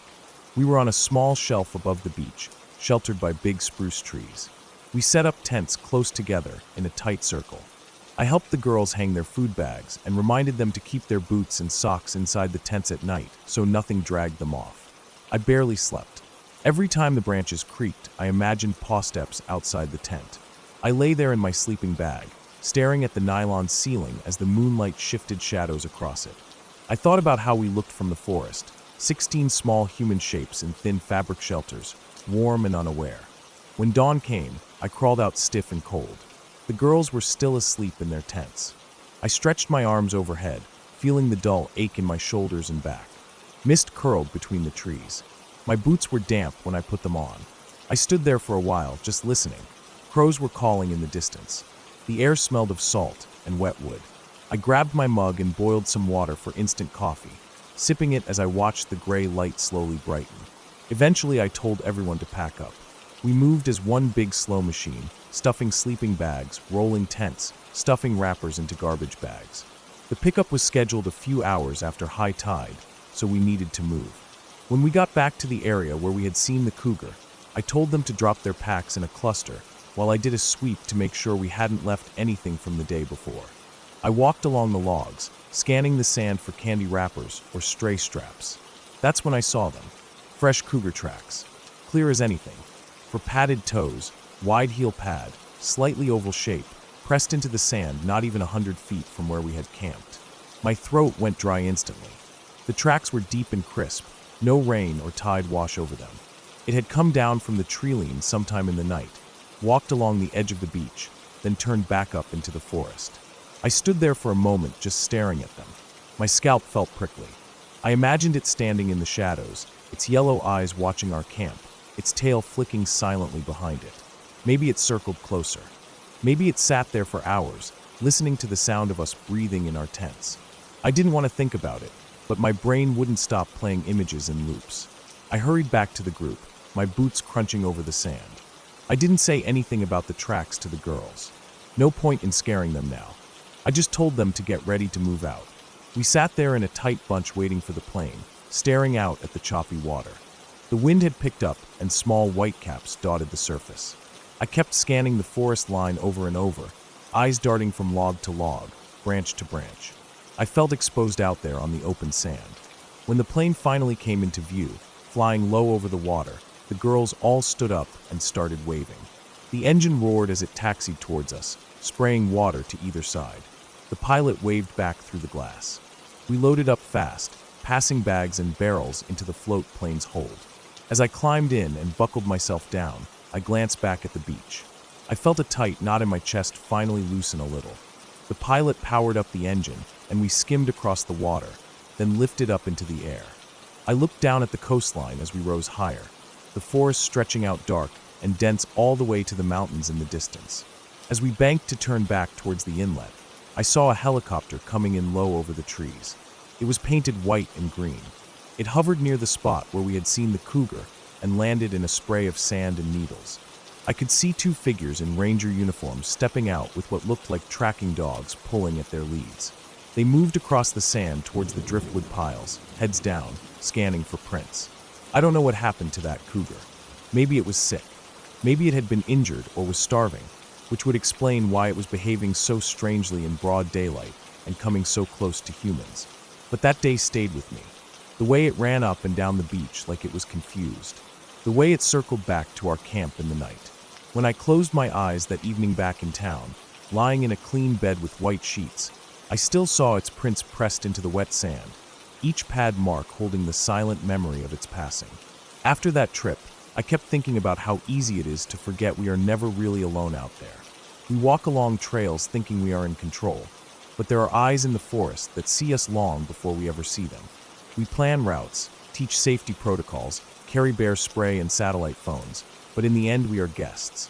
And sometimes, even with all our plans, we sleep under thin nylon walls while something ancient and quiet moves just outside the circle of our light, watching us, deciding whether to stay hidden or come closer.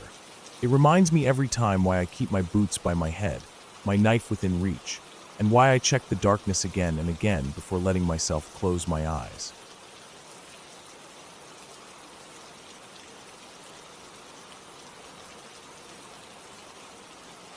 We planned the trip for months. It was something I had been looking forward to because work had been non-stop, and I just wanted to get away with my wife and my son for a while. He was only 3 at the time, still in that stage where everything is new and exciting, where a bird flying overhead makes him point up and laugh like it's the greatest thing he's ever seen. We decided on Mount Rushmore. It wasn't far from home, but far enough that it felt like a real vacation. We borrowed my father-in-law's hybrid travel trailer for the week. He'd just gotten it the year before. It wasn't brand new, but it was nice, clean, comfortable, and it had those pop-out sides for sleeping.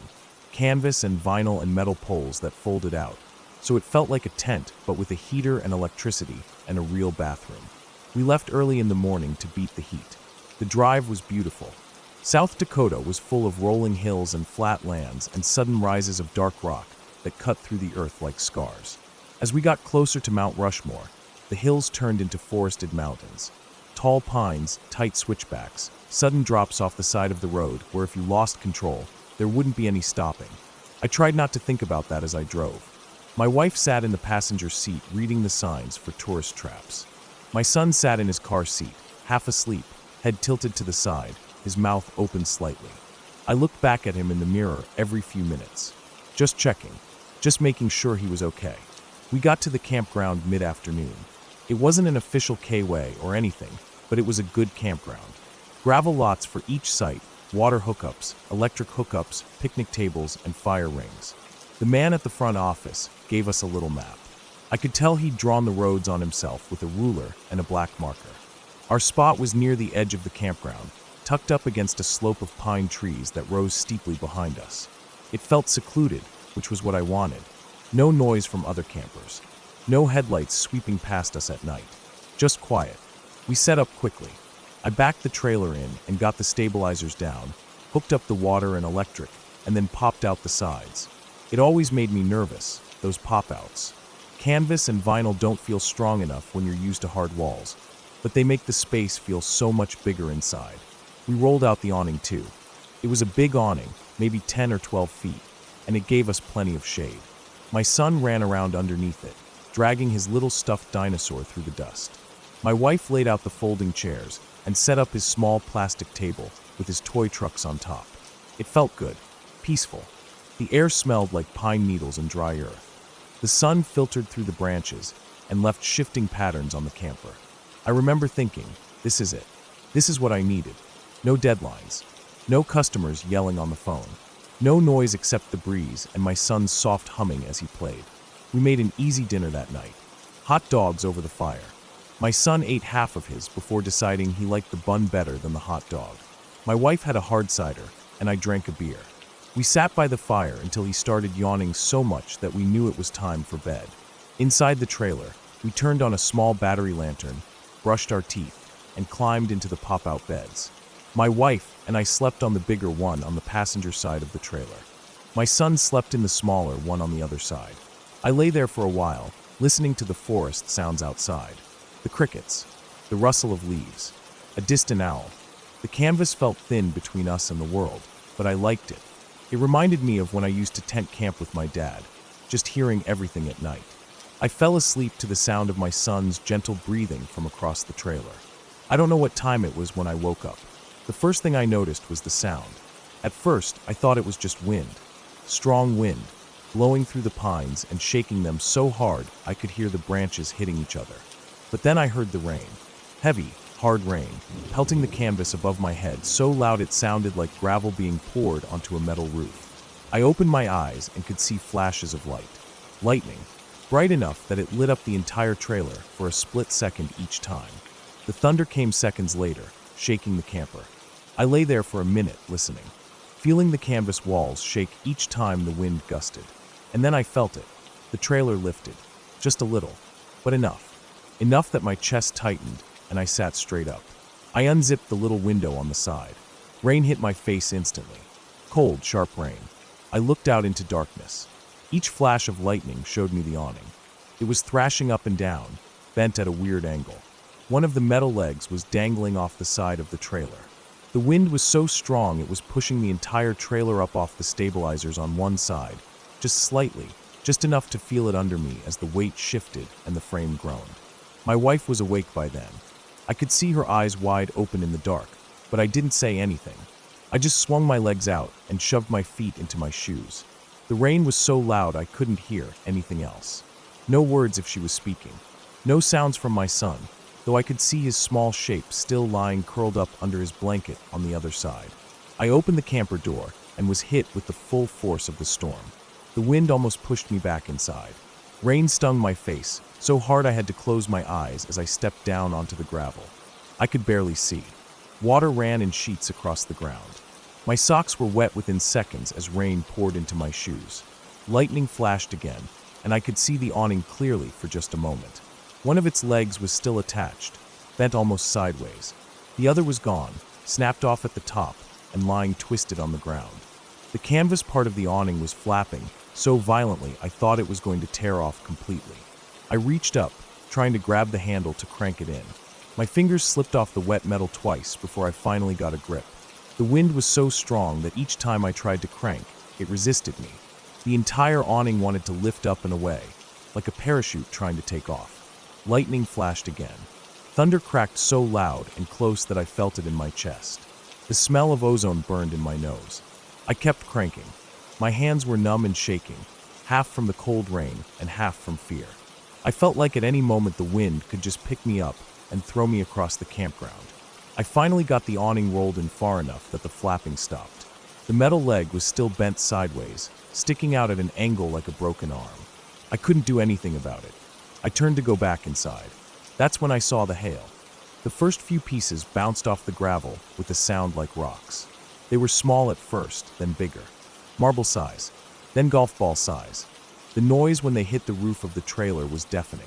Each impact shook the metal shell.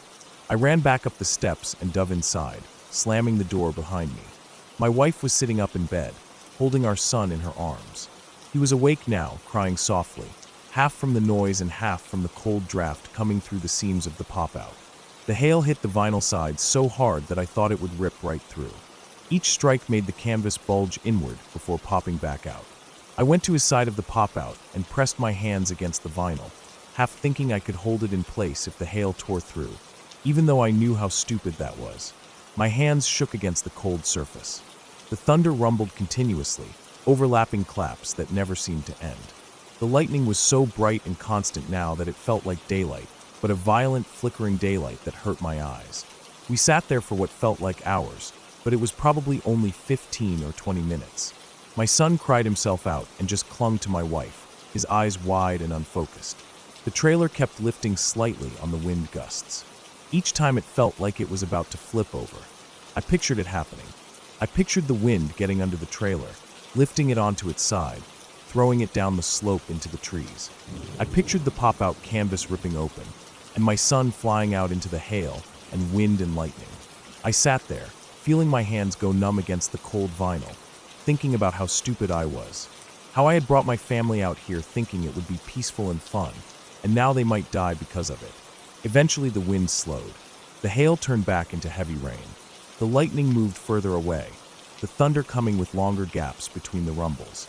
I sat back on my heels, soaked, my hair dripping into my eyes. My wife just held our son against her chest, rocking him slightly, even though he wasn't crying anymore. She didn't say anything. Neither of us spoke. There was nothing to say. When it was finally quiet again, just rain tapping gently on the roof, I crawled back into bed. My wife lay down beside me, her back to me, still holding our son in her arms. I lay there staring at the canvas ceiling, lit dimly by the glow of the battery lantern. I listened to the dripping water outside, to the soft, shaky breathing of my son, to the tired sighs my wife made each time she exhaled. I didn't sleep much the rest of that night. I just lay there, thinking about how small we really are, how thin the walls are between us and the world, how quickly everything can change. I thought about my son, about how I would have done anything to keep him safe. But in that moment, all I could do was hold my hands against a vinyl wall and hope the storm passed. In the morning, I stepped outside into the fresh, wet air. The ground was littered with broken branches and torn leaves. The air smelled clean, like pine needles and rain. The bent metal leg of the awning stuck out at an awkward angle. The gravel driveway was covered in little white hail stones melting in the sun. My shoes squelched with water as I walked around the camper, checking for damage.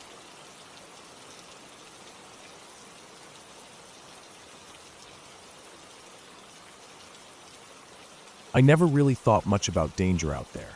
The first few times I went to the festival, it was peaceful.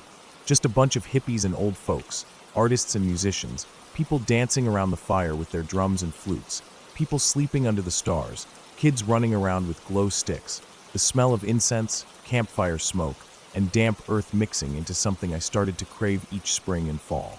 The festival grounds were in a big nature sanctuary, mostly woods and rolling fields, with a creek running through it, an old wooden bridge that rattled under your feet, and trails that led out to mossy oak groves. It felt like a world apart from my life in town. Away from bills, cars honking, asphalt heat, angry bosses. Out there, it was just sky, trees, and good people. The first year I went was about 10 years back. Maybe 200 people there in total. I remember arriving late in the evening after work, the sun setting pink and orange behind the tree line. I parked, got out, and I could hear drumming coming from deep in the woods. A soft thump-thump-thump, echoing and weaving through the trees. I carried my old green canvas backpack, my rolled-up foam mat, and my sleeping bag down the main trail toward the festival clearing. There were colored flags hanging from ropes between trees, little handmade signs painted with arrows pointing to tea tent, healing space, fire circle. I felt so welcome there, like I'd stumbled into a secret garden where no one cared what job you worked or what your last name was. People smiled at me, barefoot and dusty, some wearing bright tie-dye, some half-naked, all of them glowing under lantern light. Back then, I camped by the creek, under a sycamore tree with white peeling bark. I'd sit in the shallow water during hot afternoons to cool off, let the small fish nibble at my toes. At night I'd lay in my tent with the flap open, listening to frogs and crickets, the faint sound of flutes drifting down the trail. I'd get up early, walk up to the ridge, and sit on a flat rock to watch the sunrise with steam rising from my coffee cup. It was peace I didn't know I needed.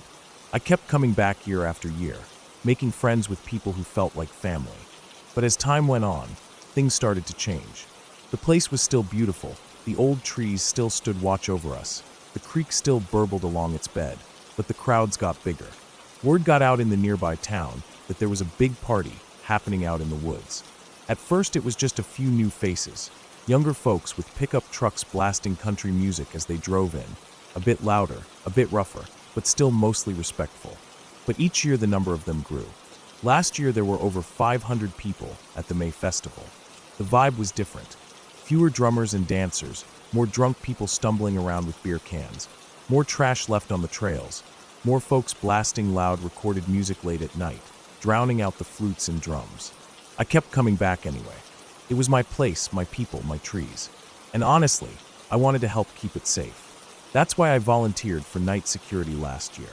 It was a way to pay off my festival fees, sure, but it was also a way to give back. Make sure no one got hurt. Make sure no one trashed the creek or cut down saplings for firewood. We walked around in pairs, each of us with a flashlight and a radio. We'd check on the main fire circle every hour, do rounds through the camping areas, make sure the gates were locked after midnight so no cars could drive in without us knowing. That night started off just like any other. The air was humid but cooling down as the sun set. Crickets sang in the grass. The moon rose full and bright above the oak trees, casting silver shadows across the field where tents were clustered. I checked in with the other guards at the front gate just after dark, then walked back down to the fire circle to keep an eye on the crowd. People were dancing barefoot on the packed earth around the fire. Sparks rose into the black sky as logs cracked and shifted. A couple women had taken their tops off and were dancing with long pieces of fabric, swirling around their heads like ribbons. Men drummed in a half circle on plastic buckets, gems, and bongos. The air smelled like sweat, with smoke, patchouli, and weed. I stood back a bit, leaning on a tree, just watching. I could feel the bass of the drums in my chest. It was beautiful in a rough, primitive way. That's when I noticed him. A local guy I'd seen earlier in the day. Tall, heavy-set, sunburned shoulders, wearing dirty jeans and no shirt. He'd been drinking since noon, I heard. His girlfriend was one of the women dancing topless by the fire. She was laughing, head thrown back, arms lifted to the moon, her hair glowing silver. I don't know what snapped in his head. Maybe it was the drugs. Maybe it was just him. But his face changed, like a mask dropped away. One moment he was grinning and clapping along. The next his eyes went flat and cold, his lips curling back in disgust or anger or jealousy. He pushed through the drummers, stomping into the dance circle, yelling something I couldn't hear over the drums. He grabbed her by the wrist and yanked her away from the fire, nearly pulling her off her feet. She shouted something back, but he didn't stop. He kept yanking, hard enough that her feet skidded on the dirt. People stopped drumming. A few folks started shouting at him, telling him to calm down, but he ignored them. Another guard, Tyler, came jogging up. I followed. We tried to pull him back, get him to let her go, but he shoved Tyler away hard enough that he stumbled backwards into a drum. That's when he pulled out the pocket knife. I didn't even see it unfold. One moment his fist was closed. The next there was a small silver blade glinting in the firelight. He swung fast. Tyler threw up his arm to block it, and the blade sliced across his forearm, spraying blood onto the dirt. Tyler yelled and staggered back, clutching his arm. The woman screamed and tried to run, but the guy grabbed her hair, jerking her back. I didn't think.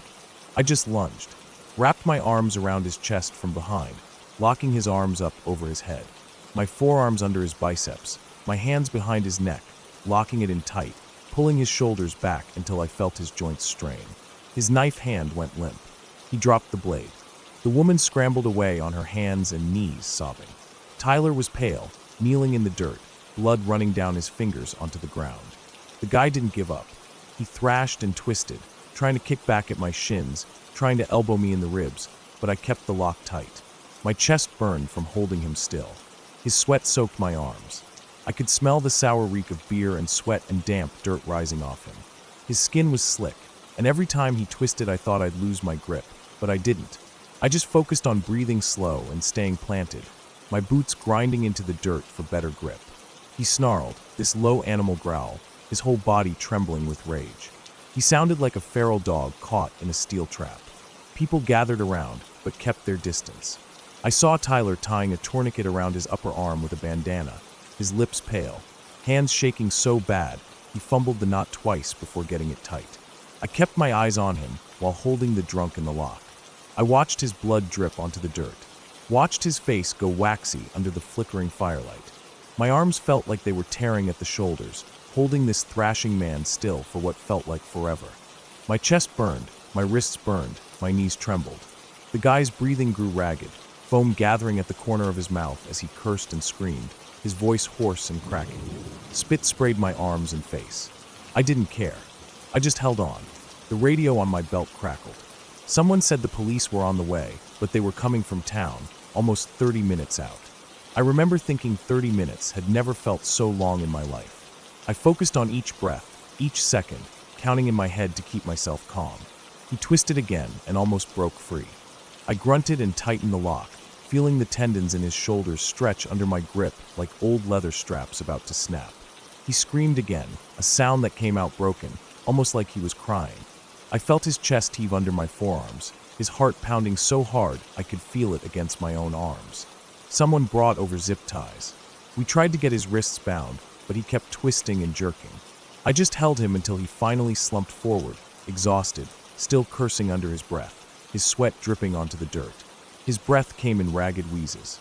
The drums had gone silent. The only sounds were the crackle of the fire and the quiet crying of his girlfriend, sitting on the ground hugging her knees. When the cops finally showed up, their headlights cut through the trees in long white beams. 2 officers came jogging down the trail with flashlights. I let go of the lock as they took him, forcing him down to the ground to cuff him. My arms dropped limp to my sides. I could barely feel them. My shoulders were screaming with pain, like the sockets had been ripped out. My hands trembled so badly, I had to shove them in my pockets to hide it. I walked over to Tyler. He was sitting against a log, eyes closed, his head leaned back, breathing shallow. The bandana around his arm was soaked through with dark blood. The paramedics arrived just after the cops and took over. I stood there in the flickering light of the fire, my boots planted in his blood-stained dirt, feeling the adrenaline drain out of me in waves until all I felt was a deep emptiness. They carried Tyler out on a stretcher. The drunk guy was hauled off in cuffs, his head hanging down, hair covering his face. Someone threw dirt on the blood to soak it up. People drifted away from the fire, some back to their tents, some over to comfort the girlfriend who sat rocking back and forth, staring blankly into the flames. I stood there long after they were gone. I watched the fire burn down into coals, watched the sparks float up into the black sky like dying fireflies. My arms felt heavy, my chest ached,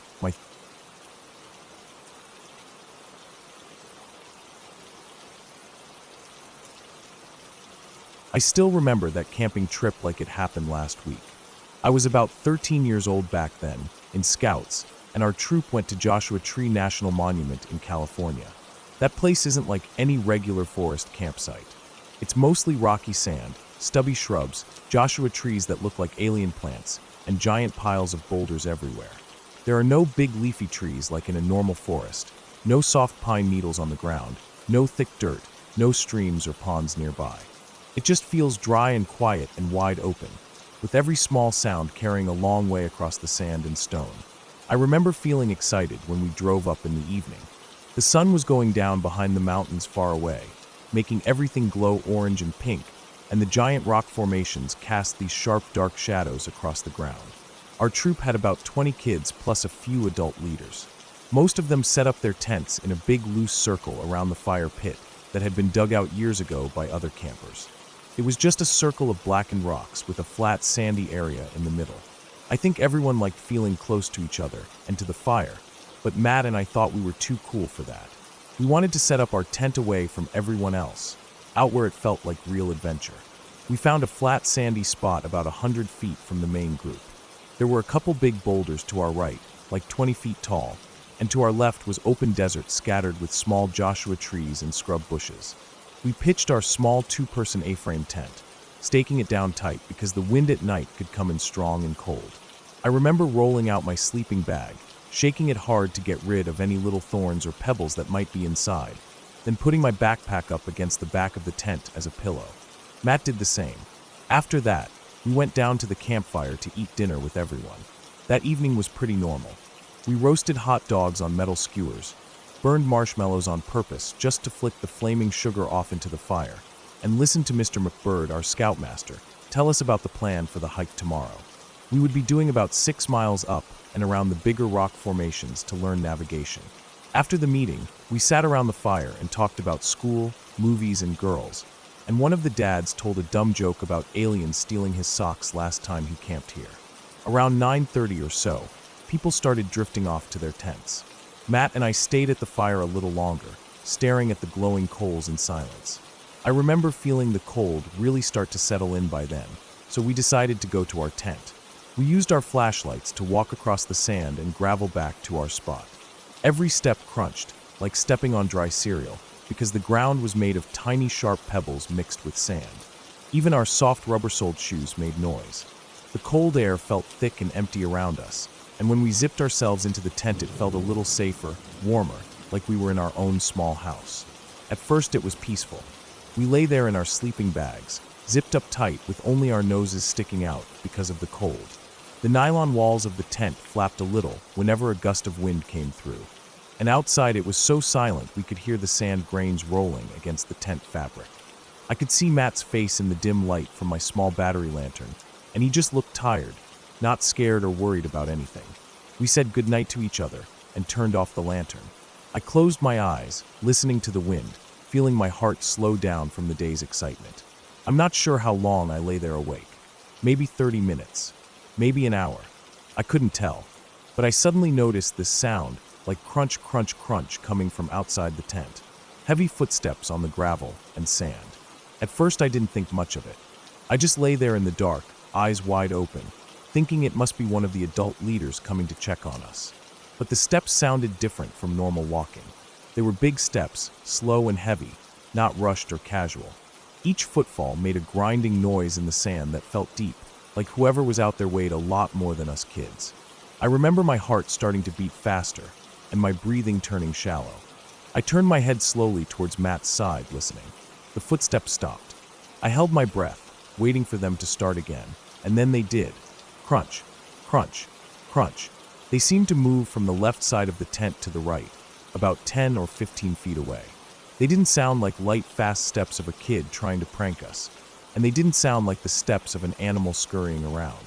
They sounded like a big man walking across gravel. I felt a wave of fear run through my chest, making me feel hollow and shaky. The first thing that came to mind was Mr. McBird. He was a fun guy, always joking around with us, so I thought maybe he was trying to scare us. I whispered his name in my head, thinking maybe he would say something funny and jump out at us. But then I heard a voice from down near the fire, far away, calling out to someone else. It was Mr. McBird's voice, clear as day, coming from the campfire area. My stomach dropped. It couldn't be him. The footsteps paused again. Then they started up again from a different spot, not exactly where they had stopped before. This time they were even closer, but not right next to us. I wanted to call out for Joe, my older brother, to come up and check, but he was down at the fire ring too, talking to his friends. I tried to tell myself it was him. Maybe he came up to prank us and ran back fast to answer if we called. But that didn't make sense. There was no way he could run that far back over gravel and sand without us hearing every single step. There were no bushes or trees to hide behind, just open desert. The footsteps were so loud and heavy we would have heard him running away. My body felt like it was frozen in place, but my mind was racing. Every part of me wanted to sit up and unzip the tent door and shine my flashlight outside, but fear pinned me down. I just lay there, eyes wide open, staring at the ceiling of the tent, trying to control my breathing. I could hear Matt breathing fast too. I knew he was awake, but neither of us spoke. We just lay there listening. At some point, Joe must have heard us calling from up at the fire ring. I don't even remember shouting out to him, but I remember seeing his shadow outside the tent and hearing him unzip it. He crawled inside with us, squeezing between our sleeping bags. I felt a little safer with him there because he was older, stronger, and less afraid. But even with him there, the footsteps didn't stop. They started again, softer this time. Joe waited until they got close, then unzipped the tent quickly and stuck his head out, scanning the dark desert with his flashlight. Nothing, just rocks and sand and Joshua trees. He closed the tent again and told us to calm down, even though he didn't sound sure of himself either. He lay down between us again. The footsteps came back after a few minutes, crunch, crunch, crunch, and again he unzipped the tent and looked out. Nothing. The desert was empty in every direction. This happened over and over for what felt like half an hour. Footsteps getting close, him checking, seeing nothing, and coming back in. Each time he checked and saw nothing, my fear grew deeper, like there was something out there that was invisible, or something that could move without leaving a trace. But I forced myself to think rationally. There were no ghosts, no monsters, nothing supernatural. It had to be a person or an animal. But it didn't feel like a person, and it didn't sound like an animal. Eventually Joe gave up. He told us it was probably a small animal making weird noises, and that we should just go to sleep. He crawled out of the tent, zipped it up behind him, and walked back down to his tent near the campfire. I remember hearing his footsteps fade into the distance, light, quick steps on the gravel. The difference between his footsteps and the heavy ones we heard was massive. His steps were quick and light. The mysterious steps were slow and deep, pressing hard into the sand. Matt, and I just lay there in the silent dark again. My chest hurt from how hard my heart was beating. Every time the wind shook the tent, I felt like it was something brushing against the nylon. The footsteps returned again later, but this time they were softer, like a lighter animal walking around near us, or like the person was walking further away. They never came as close as before, and eventually, my fear started to fade into exhaustion. My eyelids felt heavy, and my breathing slowed down. I think Matt fell asleep before me, because I could hear his slow, even breathing in the dark. When I woke up in the morning, the sun was already up and shining strong through the thin tent walls. It felt like being inside a lantern. The cold of the night was gone, replaced by a dry, sharp heat that made me want to unzip my sleeping bag right away. I crawled out of the tent into the bright morning. Everything looked normal. The sand and rocks stretched out in every direction, bright and harsh under the sun. The giant boulders beside us cast short shadows, and the sky was perfectly blue without a single cloud. Matt came out of the tent too, rubbing his eyes. We walked around the tent looking for footprints. I don't really know what we expected to see. The ground was all small pebbles and sand mixed together, so footprints didn't show up clearly like they do in soft dirt or mud. We saw some small scuffs here and there, maybe from animals or from us walking around the tent before bed, but nothing that showed big boot prints or clear human tracks.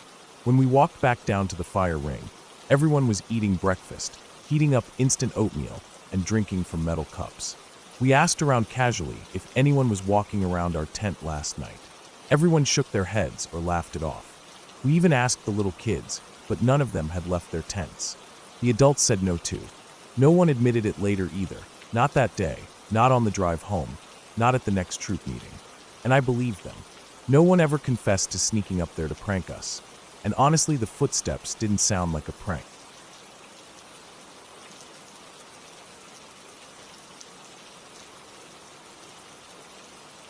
I woke up that morning with the sun already creeping through the thin nylon of our tent. The air was humid and still, the way it always is in Alabama summers, and I could hear the steady trickle of the stream nearby.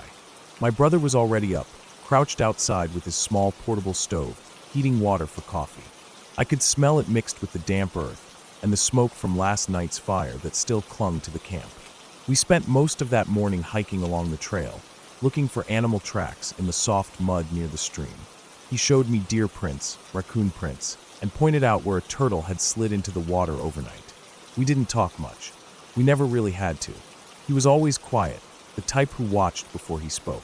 I spent most of the morning just watching him, the way he moved so easily with his heavy pack, how he knew where every small noise came from. The sun was harsh on the back of my neck by noon, and sweat rolled down my spine into my shorts, making them stick to my legs. I didn't care. I was with him, and that meant I was safe. Later that afternoon, we set up camp again in a small flat spot about 50 yards from the stream, surrounded by trees so thick their branches reached out to touch each other overhead. Our fire crackled low as the sun started to sink down, throwing long shadows across the dirt. The air smelled like pine sap and moss and burnt wood. My brother cooked beans and rice with chunks of jerky in them and handed me a steaming metal cup. It tasted like smoke and salt and warm. We sat on old fallen logs by the fire, him sipping his coffee and me drinking filtered water from my bottle, just talking about things that made me feel older than I was. Guns, girls, cars, dumb things. He laughed when I said I wanted a Mustang when I turned 16, his face soft and relaxed in the glow of the firelight. The cicadas screamed in the woods around us, their calls blending into one long sound that rose and fell with the breeze. I remember thinking that was probably the happiest I'd ever been. Just him and me, no noise from the world, no school, no parents, just us. It was still bright out when we heard voices coming down the path. Two men appeared from between the trees, stepping onto the narrow trail like they'd always been there. They were dirty, their hair slick with sweat and oil, their clothes dark with old stains and streaks of mud. They carried rifles slung loosely on their shoulders and wore heavy boots caked in dried dirt. Their eyes shifted quickly over our camp, our fire, our packs, and then to us. One of them asked about hogs, if we'd seen any rooting around. My brother told them we had seen a few deeper in the forest. The men just stood there, nodding, asking questions about how long we'd been out here, how long we were staying, looking at our packs, our tent, our fire pit, our shoes. Their eyes never stopped moving. They left after a while, turning back the way they came, their boots crunching through the leaves until the noise faded away into the sound of cicadas and the bubbling stream. But the woods felt different after that. The sun slipped away and the darkness felt thick and close, pressing in against the orange ring of firelight. We sat there quietly for a long time, neither of us talking. My brother watched the fire, and I watched him, his jaw tight and his shoulders tense. Eventually, he told me to get into the tent and sleep. So I crawled into my sleeping bag, the nylon sticky against my sweaty arms and legs. I fell asleep listening to the crackle of wood burning and the distant sounds of night birds calling through the trees. I woke up to barking. Loud, sharp barks echoing off the trees like gunshots. My heart was hammering before I even opened my eyes. I could hear the dogs moving through the undergrowth, their collars jangling, their barks frantic and high. I kicked at my brother through the sleeping bag, my foot thudding against his ribs. He whispered that he was awake, that they'd been getting closer for an hour. His voice was calm but flat, like he wasn't surprised at all. I lay there in my sleeping bag, staring at the thin roof of the tent glowing faintly with moonlight, feeling my chest rise and fall so fast I thought I might pass out.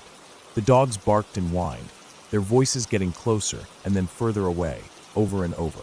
I could hear men yelling too, shouting commands or names or curses.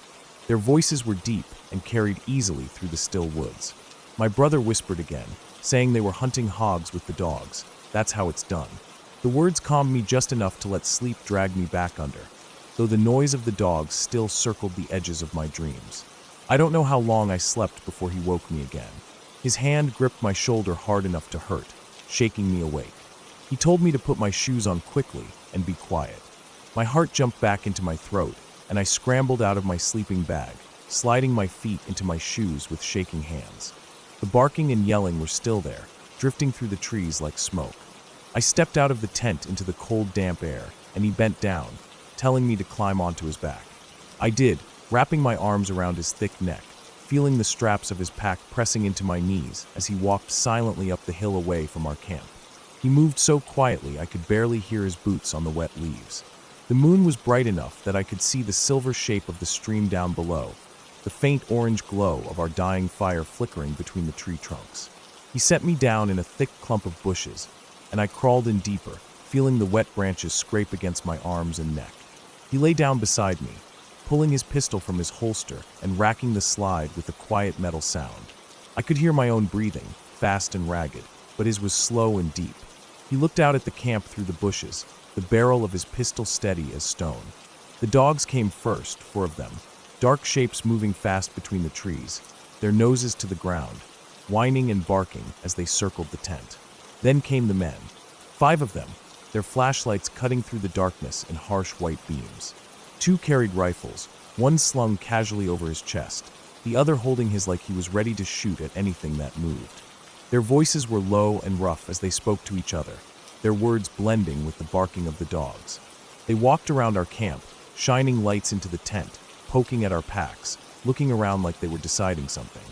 I could feel my stomach churning with fear, my legs numb and my hands shaking so badly I had to press them into the dirt to keep quiet. My brother leaned in close to my ear, his breath warm against my cheek, and told me that if they came up the hill towards us, I had to run. Don't stop, don't look back, stay off the trail, look for flashing lights. He pressed a flashlight into my hand, the red filter glowing dimly when I switched it on. I nodded, even though I didn't know if he could see me. I felt hot tears filling my eyes, but I blinked them away quickly, trying to breathe like he was, slow and quiet. We stayed there for a long time, just watching them circle our camp, listening to them talk in low voices that carried just enough for me to hear they were talking about us. My brother's hand was steady on his pistol, his finger resting along the frame. My hands were buried in the cold dirt, my knees shaking against the ground. The dogs whined and barked, their noses catching our scent, but not knowing where it came from. Then the men started shouting into the woods, screaming out, "Where y'all at?" And I flinched so hard I felt my teeth rattle. Then came the gunshots, loud cracks that echoed off the trees, sending flocks of birds into the air screeching in panic. My brother pulled me down behind the hill, covering my body with his chest pressed against my back, so hard I could barely breathe. The shots kept coming, 5 or 6 more, loud and angry, until finally they stopped. I could hear the men laughing, the dogs barking and whining, their collars jangling as they moved away from our camp. My brother rolled off me, and we lay there in the dirt, the smell of moss and wet leaves filling my nose. My ears were ringing from the gunshots, and my whole body felt like it was vibrating. Then I heard it, a faint siren in the distance, growing louder and louder until blue and red lights flashed through the trees like a distant storm. My brother switched on his flashlight and shone it low to the ground, pointing it at the lights in short bursts. The men down by our camp turned towards the lights, their flashlights swinging wildly before they disappeared into the trees, the dogs running after them. We waited there in the bushes until the game warden's truck rolled up the dirt path, its spotlight sweeping through the forest. My brother stood up, pulled me to my feet, and we walked back down to our camp, packing up our gear in silence. The game warden drove us out of the forest in the back of his truck, the night air rushing past us, cold and sharp. I sat with my knees pulled up to my chest, staring out at the dark trees moving past, feeling the cold metal of the flashlight in my hand. My brother sat beside me, his pistol tucked back into his belt, his eyes fixed on the darkness behind us. On the drive back, he told me I'd been brave, that I'd done exactly what he'd needed me to do. I didn't feel brave. I felt tired and cold and small. I asked him not to tell Mom and Dad. I didn't want them to know how scared I'd been, how close we'd come to something neither of us wanted to think about. He just nodded, staring out into the dark road ahead. When we got back to the staging area, the sky was just starting to lighten in the east, the first faint hints of morning creeping through the trees. We sat on an old wooden bench by the ranger station, waiting for the sun to rise enough for someone to come and give us a ride home. I sat there with my brother's arm around my shoulders, the air damp and cold, listening to the first birds start to call from the trees. My legs hurt from how tightly I was holding them against my chest, and my eyes burned with exhaustion. I felt safe with him there, his broad chest rising and falling slowly, his hand resting on my arm. I don't know what happened to those men or their dogs. The game warden never told us. They disappeared into the woods that night, and we never saw them again. We went home, and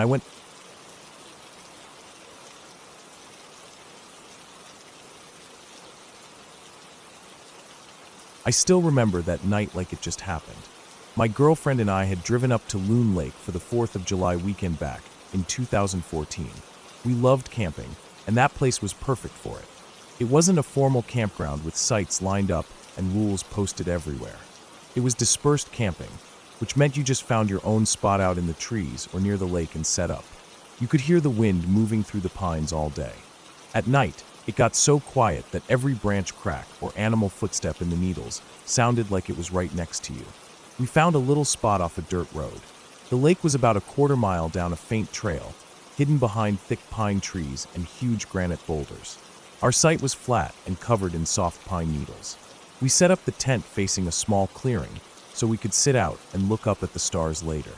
There were no lights out there except the faint glow of the moon. During the day, we could hear other campers here and there, distant voices, people cutting wood, or the occasional shout of kids playing. But when we set up, we couldn't see any other sights directly, which made it feel like we had that entire patch of forest to ourselves. When the sun went down, we made dinner on the little propane stove I kept in the truck. We boiled water and made instant mashed potatoes and cut up sausages. Nothing tasted as good as simple food out in the woods after a long day. We sat by the little fire ring someone had made years before and fed sticks into it until we had a nice blaze going. We didn't talk about anything special, just about how peaceful it was and how good it felt to be out there without cell service or work calls. We could hear small insects buzzing near the lantern, and the fire snapped and popped as it burned down the damp sticks we threw in. After dinner, we walked down to the lake with our dogs. The trail was dark, so we carried headlamps. The moon reflected off the water in thin silver lines. It felt cold standing there on the rocks with the breeze coming off the lake. The dogs sniffed around and drank from the edge, and we just stood there for a while looking at the reflection of the stars on the water before heading back to the tent. We zipped up the rainfly to keep the cold air out and crawled into our sleeping bags.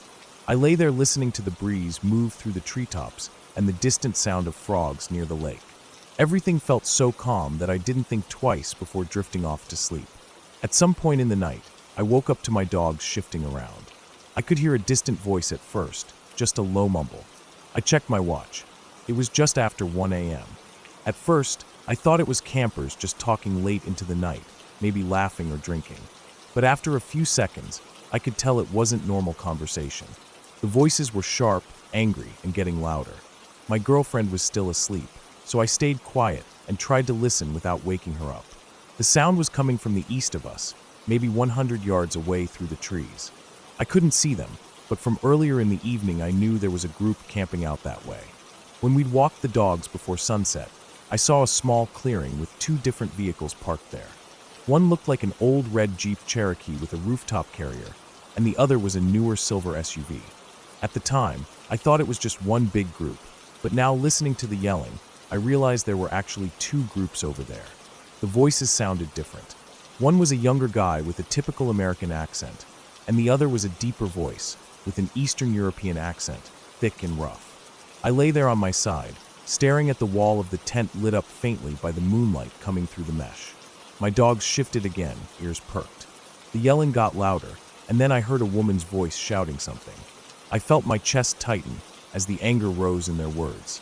Then came the scraping sound, like metal on rock or a machete being pulled out from a sheath or off the ground. I couldn't see anything, but I could imagine it in my mind, that thin blade catching the moonlight as it came up. There was crashing through the undergrowth, heavy footsteps pounding against dirt and pine needles, snapping twigs. I heard running. For a split second, I thought they were coming toward us. I felt this cold rush wash over my chest and arms as adrenaline kicked in. I stayed frozen, barely breathing. My dogs started to growl low in their throats, but I reached out in the dark and pressed their necks, trying to calm them without a sound. Then I heard another noise, something that cut through the air sharper than the shouting or footsteps. It was the metallic slide of a gun chambering around, followed instantly by a gunshot. The crack rang out so loud that my ears buzzed inside the tent. My girlfriend woke up with a sharp inhale, but I held my hand out, telling her without words to stay quiet. The dogs were starting to shift around, confused and scared. Another shot came, then another. I lost count after 5. It was just pop, pop, pop, pop, pop. I could hear the bullets cutting through tree branches somewhere out in the darkness. Every time a shot rang out, I flinched, expecting the thin nylon of our tent wall to burst open from a stray round. My heart pounded, so hard I felt like I could hear the blood moving through my neck. I tried to keep the dogs from barking. I grabbed their collars and pulled them down next to me. My girlfriend was trembling. I could feel the sleeping pad shake underneath us. I didn't say anything to her. We just lay there, silent, feeling the earth vibrate with each gunshot echoing out through the trees and across the empty granite slopes of the lake basin. Then there was silence, just the ringing in my ears and the sound of my dogs breathing heavy with fear. My mind was spinning. I thought about what I would do if I heard them coming closer. If they stumbled into our campsite, would they kill us to keep us quiet? Would they even care that we were just campers who happened to be nearby? My stomach felt like it was tightening into a fist. I could taste acid in my throat. After a minute or two, I heard more muffled voices. They were arguing again, but it was quieter, more controlled, like they were tired from the adrenaline or maybe realizing what had just happened. I heard scraping noises again. Then the younger American guy's voice rose up in anger. Then the Eastern European man's voice, louder and deeper, roaring something. More scuffling. My body felt locked up, like if I moved a muscle, it would somehow draw their attention through the trees. I kept my ear turned toward their sight, trying to hear every sound. There was a long pause, then a quick shuffling of feet, followed by a heavy thud that echoed out between the trees. It sounded like someone's head hitting a rock. My chest tightened again. I could hear a woman crying, her voice rising up but then muffled. I heard a car door slam, then another, then the engine of a small SUV starting up with a rattling roar that filled the forest. Headlights swept between the trees, streaks of light flickering across the pine trunks. I saw them through the thin gaps in the forest. The vehicle rolled forward slowly. Then it stopped. Another door opened and closed. I heard the dull scraping of boots against dirt. Then the engine revved and the vehicle pulled away, tires crunching over gravel and dirt until the sound faded off into the distance, leaving only the echo in its place. My body was locked tight against the sleeping bag, sweat dripping down my chest and neck even though the air outside was freezing cold. My girlfriend was breathing fast and shallow. I could feel her ribs rising and falling under her sleeping bag. Neither of us said a word. We just lay there for what felt like hours, listening for any other noise, any footstep, any sign that they might come back. The dogs eventually curled up against us again, still tense, ears flicking at every small snap of a twig outside. I must have fallen asleep again sometime before dawn. When I woke up, the sun was just coming up through the trees, casting that cold gray-blue light across the forest floor. Everything looked calm and normal again. Birds were calling out from high up in the pine branches. I sat up slowly, feeling the stiffness in my shoulders and neck from lying tense for so long. My girlfriend rolled over and looked at me. Her eyes were puffy, and I could tell she hadn't slept much after that either. We packed up in silence. I didn't make coffee like I usually did. I didn't even bother to cook breakfast. We just rolled up the sleeping bags, took down the tent, and loaded everything back into the truck.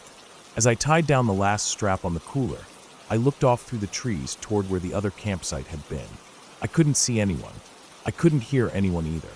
No cars, no voices, no movement at all. It was like nothing had happened, like the forest had swallowed up the noise and left nothing behind but the pine needles and old campfire rings. When we drove out down the dirt road, I passed by the other site just to look. The place was trashed. There were crushed beer cans, food wrappers, some clothes scattered around, and the smoldering remains of a campfire still sending up thin wisps of smoke. I didn't see any blood or bodies, but there were deep footprints in the dirt, running back and forth, and what looked like drag marks toward where the vehicles had been parked. I didn't stop. I just kept driving until we reached the highway, and I could feel my chest loosen up a little. All the way home, I kept seeing that night play over in my head. The gunshots echoing through the trees, the sounds of running feet, the thud of someone getting knocked out cold. I thought about what would have happened if a stray bullet had come through our tent. I thought about what it meant to be out in the middle of nowhere, where no one could help if something went wrong. I thought about how fast people can lose control when anger mixes with alcohol and fear. By the time we got home, I felt like I hadn't slept in days. Still, even now, when I think back on it, I can hear those gunshots ringing out again in my mind, louder than anything I've ever heard in the forest. And every time I go camping, I still remember that night at Loon Lake. I still remember lying there in the dark with my dogs pressed up against me, hoping to God that those men wouldn't come crashing through the trees.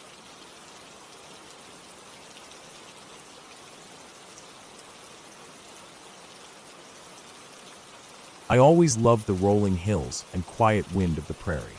The Flint Hills in Kansas felt like they stretched out forever, grass taller than my shoulders swaying back and forth in waves, the sun lighting it up like gold during the day, and the moon making it all silver at night. I was 19 then, working on a short seasonal contract at the Tallgrass Prairie Preserve. My job was mostly to collect plant samples, check on tagged areas, record notes about invasive species and soil moisture. It was peaceful, honest work. I liked how simple it felt, away from everything else. Just me, my little blue tent, and the open sky. Most evenings I'd sit by my camp stove and watch the sun go down over the grass. Everything quiet except for crickets and the wind. But one night, after finishing work early, I decided to drive over to the nearby fishing lake. There were some older folks there, drinking coffee out of stained thermoses and casting lines from folding chairs. I didn't plan to talk to anyone, but I guess seeing a young girl alone made them curious. They asked where I was staying. I told them I was camped out at a primitive site up near the ridge, away from the RV hookups. They got real quiet for a second, all of them glancing at each other, before an older man with a camo had asked if I was there alone. I said yeah, I liked it that way. He reached into his truck and pulled out a small revolver, held it out to me with both hands like he was handing over a baby bird. I remember laughing. I said I'd be fine, I didn't need a gun. They all looked worried, tried to convince me again. Said a girl shouldn't be out there alone at night without protection. I told them I grew up with older brothers and knew how to handle myself. Finally they gave up, the man sighing as he tucked the gun back into his waistband. They left around midnight, headlights cutting across the water and vanishing into the darkness beyond the trees. It was a warm night. Cicadas buzzed in the grass and frogs croaked along the shore. I turned off my lantern and crawled into my tent. It smelled like dust and sweat and dry grass, a smell that made me feel calm.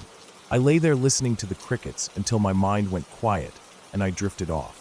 I didn't even bother to zip up my sleeping bag all the way, just pulled it up under my arms. The breeze moved through the mesh window and cooled my skin. I woke up later and didn't know why at first. It felt like someone shaking my shoulder to wake me for school, that sudden jolt out of sleep. My heart was thudding before I even opened my eyes. The tent was dark except for a pale strip of moonlight coming through the mesh ceiling. At first I just lay there, eyes half open, feeling a chill across my arms. Then I saw them, two eyes staring down at me from the very top of the tent. They weren't animal eyes reflecting moonlight sideways or glowing like you see on raccoons. They were human eyes, and they were looking straight into mine. I froze. I couldn't move, couldn't breathe, just stared back, trying to understand what I was seeing. The eyes shifted a little, and I saw the faint outline of a forehead pressed against the mesh, a nose flattening it slightly. I don't know how long he'd been there, kneeling on top of my tent, looking in. I gasped out loud. Not a scream, just a sharp inhale that tore itself out of my chest. The eyes blinked, and then the weight lifted off the tent roof with a shudder as he pushed himself off. I heard his footsteps crunch in the gravel and thorns around my tent as he ran. I didn't even think. I threw the sleeping bag aside and clawed for the zipper, hands shaking so bad I couldn't get it undone at first. I could hear him running, his feet snapping dry stalks in the dark as he disappeared. I didn't grab my shoes. I didn't grab my keys from my backpack or my phone from the pocket on the tent wall. I just shoved my whole body through the half-open flap and sprinted barefoot into the night. The ground was covered in goat heads and sharp thorns. They tore into my soles, made every step burn, but I didn't stop. I ran through dry grass taller than me, branches scratching at my arms and face, rocks slicing the bottoms of my feet. I stumbled once, scraping my knee open on gravel, but I scrambled back up, panting so hard it felt like my chest was going to tear apart. I could see my car parked by the dirt road. The moon was bright enough that it lit up the silver paint like a beacon. I didn't even look behind me.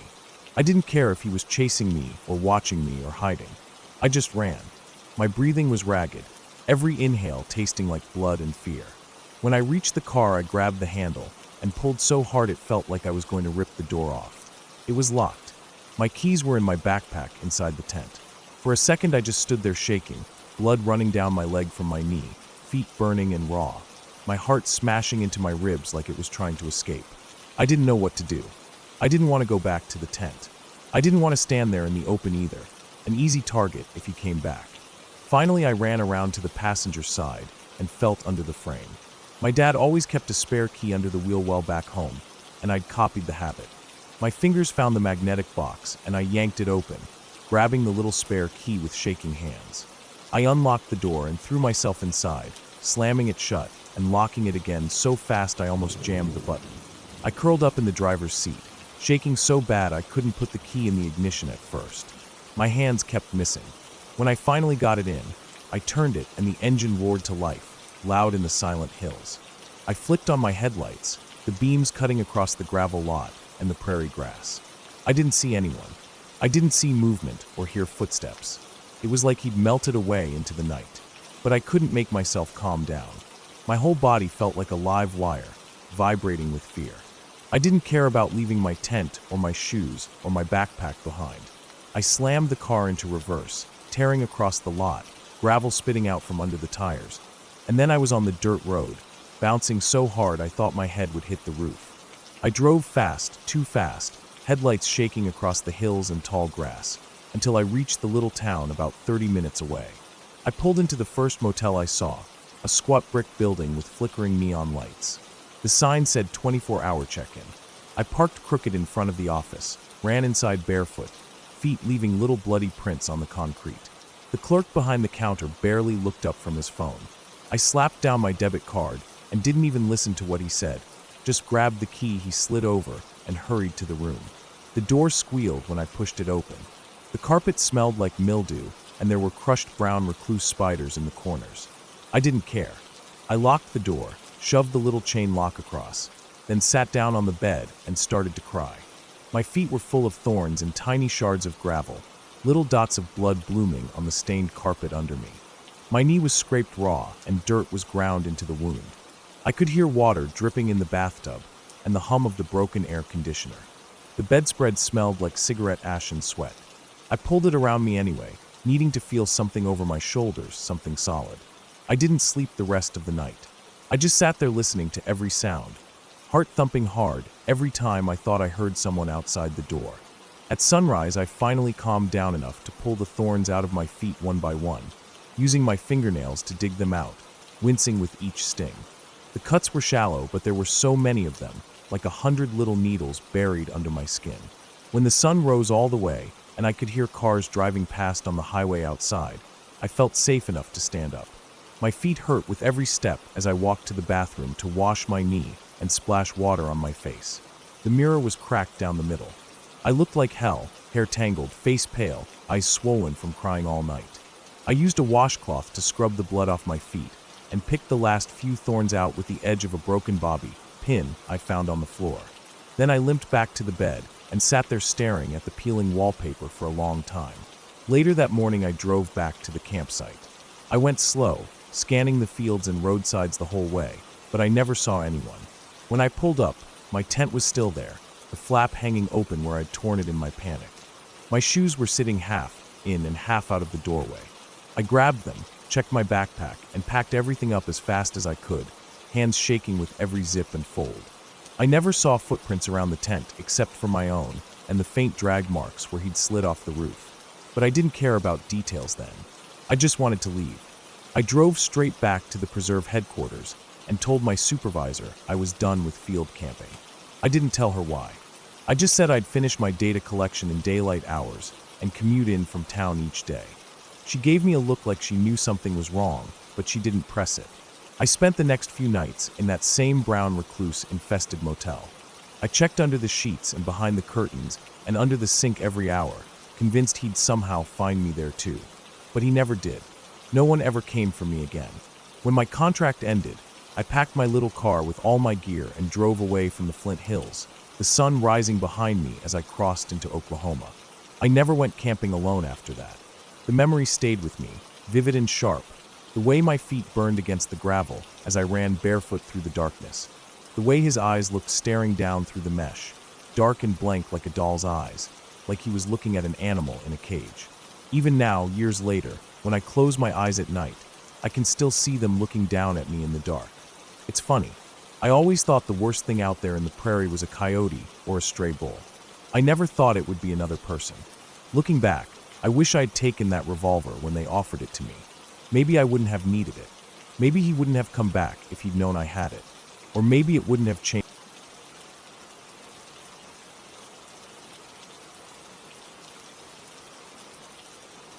We left Pennsylvania early in the morning, the sun still down as we loaded up the car with our heavy backpacks and hiking poles. I remember feeling tired but excited because we had been talking about this Cranberry Lake 50-mile loop for months. I drank my coffee on the drive while my friend took the first shift behind the wheel. The roads were quiet for the first few hours, but as we moved into New York, traffic picked up. Trucks, slow cars, construction. It all ate up our time, and both of us sat there in silence for a while, just wanting to finally reach the trailhead. When we finally pulled into the small dirt parking lot, it was later than we planned. The sun was already dipping low behind the trees, and I felt a bit of anxiety rush in. I like setting up camp before dark, having time to breathe and cook without rushing, but there was nothing to do except get moving. We strapped on our packs, did a quick check that we had everything, locked up the car, and stepped onto the trail. It felt good to walk after sitting in the car all day. My legs stretched out under the weight of my pack, the straps biting into my shoulders, as they always do the first day. The trail was beautiful, lined with pines and birches, the ground covered in pine needles, rocks, and damp patches of moss. The smell was clean and earthy, that perfect mix of old leaves and soil and lake air. We didn't say much as we walked. I remember just focusing on keeping a steady pace, listening to the quiet around us, the way our footsteps crunched and the fading calls of birds heading to roost. We reached our first planned campsite, right as it was turning dark. The sky had a deep blue glow to it, and we saw the stream before we saw the cleared camp area. It was wide, maybe 15 feet across, with rocks lining the banks and the sound of water bubbling over stones. The campsite was only about 20 feet off the trail, flat with a fire ring and a few logs to sit on. My friend set up his small green tent, while I rigged up my hammock between two trees a bit further from the trail. The air was cool and damp, and mosquitoes were starting to come out, buzzing near my ears as I worked. Dinner was quick. We boiled water for our dehydrated meals, sitting quietly and eating in the growing darkness. We didn't bother making a big fire, just lit a small one with some fallen sticks to keep the bugs away for a bit while we ate. I remember staring at the flames, watching the embers float up into the black sky. The stream sounded peaceful behind us, steady and calming. It felt good to sit down with the weight off my feet. My shoulders finally relaxed. After eating, I brushed my teeth, tucked my smellables away, and settled into my hammock. The fabric wrapped around me tightly, and my sleeping bag felt warm against the cool night air. I could hear my friend moving around in his tent, zippers closing, sleeping pads squeaking as he got comfortable. I lay there in the dark, listening to the stream and the breeze moving through the trees. My body was tired, but my mind felt awake, thinking about the miles ahead, about work, about random things that pop into your head when you finally lie down in silence. Eventually, my breathing slowed, and I drifted into that thin sleep you get on the first night out in the woods. I don't know how long I was asleep when I heard my name. It wasn't loud, just a hushed call from my friend's tent a few feet away. At first I didn't move, thinking I had dreamt it, but then I heard him again, saying he was hearing something. I stayed still listening. I could hear the stream, the rustle of some branches, maybe a few crickets, but nothing that sounded big. I called out loudly into the darkness, just a firm noise to let any animals nearby know there were people here. I didn't really want to get up, so I settled back into my hammock, pulling my sleeping bag tight around my shoulders. Not 10 minutes later, he called my name again, a bit louder this time. I could hear the tension in his voice, even though he tried to keep it calm. I sighed, unzipped my hammock bug net, and swung my feet down onto the ground. The air was cold, the ground damp with dew already forming on the grass and fallen leaves. He stepped out of his tent with his small flashlight in hand. I grabbed my big flashlight and put my headlamp on, turning both on as we started scanning the camp area. I moved my light along the tree trunks, the bushes, our packs hanging from a branch. Everything looked still. The fire was long out, just a dark ring of stones now. I could hear my friend's breathing, shallow and quick, as we both listened. Nothing but the wind moving softly through the tops of the trees. Then I turned my light up the trail, the way we had come in earlier, and I saw it. There was a strange, bright light coming from up the trail. It wasn't flickering like a fire, it was steady and clear. My first thought was that it must be another campsite. Maybe someone was burning a huge fire, bigger than what was allowed, or maybe they had a lantern up high. But it looked so bright and unnatural, almost blue-white instead of the warm orange of fire. We stepped onto the trail, my boots crunching lightly on the gravel and dirt, and tried to see better. The light just stayed there. We stood still for a minute, listening for voices or movement. Nothing, just the wind through the branches overhead. I turned off my flashlight and headlamp, thinking maybe I could see better with my eyes adjusted to the dark. As soon as the darkness settled around us, I saw it. The light wasn't just there, it was moving toward us, slowly and steadily. I felt a chill run through my arms and down my back. It didn't look right. It moved in this odd swaying pattern, like someone stumbling forward. I glanced at my friend, and even in the dark, I could see the whites of his eyes, wide and locked on the light. My chest felt tight, and for a second I thought maybe someone was coming down the trail drunk, maybe someone who would be angry finding us camped there. I flicked my light back on quickly, and the light stopped moving. It just stood there, glowing bright. I turned my light off again, and it started moving toward us once more, that same odd stumbling motion that made my stomach twist. My friend grabbed my arm hard. I could feel him shaking slightly. We both started yelling out into the dark, just loud noises, trying to scare off whatever it was. We shouted again and again, our voices echoing off the trees around us, but there was no sound coming back.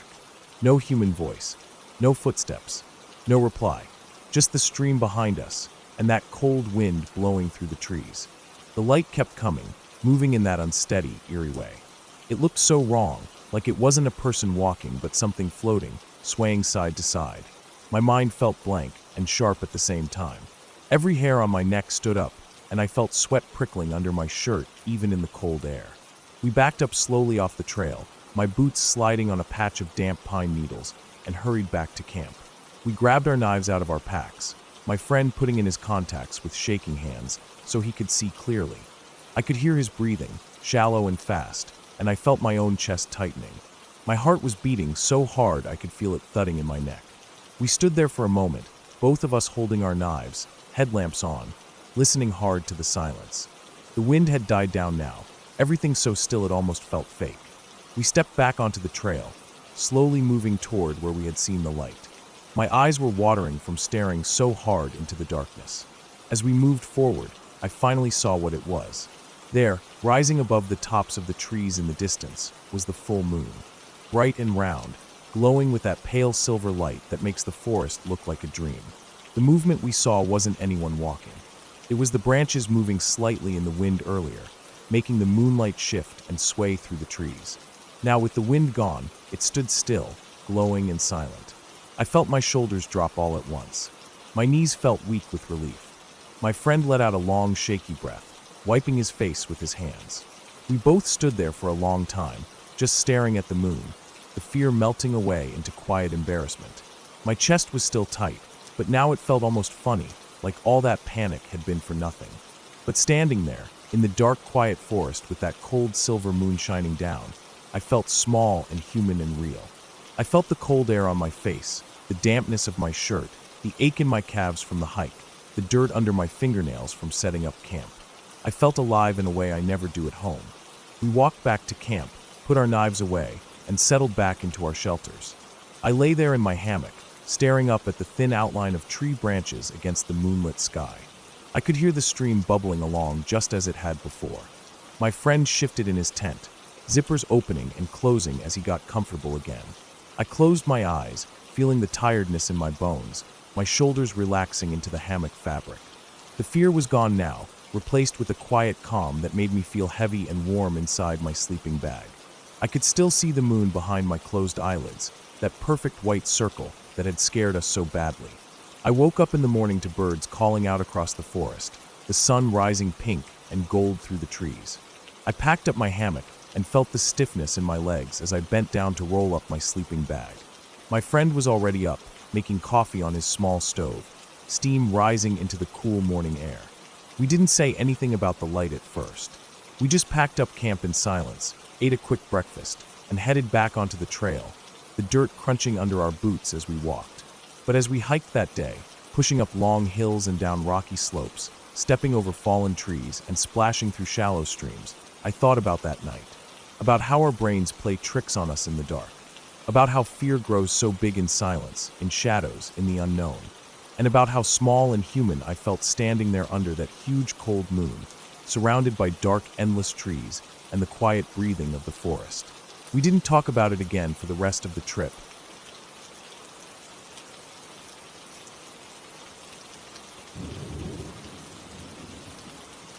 I woke up early that morning with the sun just starting to come through my thin curtains. The air felt heavy in my small room. It was summer, and the mornings always started warm before turning into blistering heat by noon. I felt lazy but forced myself to get up. I had planned to go for a long walk down the old service road behind my town. I didn't really have anything else to do that day. I wasn't working that week, and I didn't have anyone I needed to see. I grabbed my water bottle and an old army backpack that used to be my dad's. I packed some leftover sandwiches, 2 boiled eggs, and a pack of biscuits I had in the cupboard. I filled up 2 bottles of water and stuffed them inside as well. I pulled on my shoes and tied the laces tightly, then grabbed my cap before heading out. The road behind my town was mostly abandoned. It used to connect 2 small villages, but now was overgrown, with weeds sprouting through cracks in the asphalt. Trees had started leaning over it from both sides, giving it an enclosed feeling in some parts. I liked it because no one ever came there, and I could walk for hours without seeing anyone. That day, I walked slowly, feeling the breeze against my arms. The sun rose higher as I went further along the road. The sky was bright blue with only a few small clouds drifting by lazily. Birds chirped and fluttered between the trees. I kept walking until the road curved and dipped into a small valley covered in thicker woods. The trees here grew closer together, and their leaves blocked out some of the sunlight, making it cooler and darker under their branches. I checked my phone and saw I had no signal. That always happened in this spot. It didn't bother me much. I put it back in my pocket and kept walking. I passed an old sign half covered in ivy.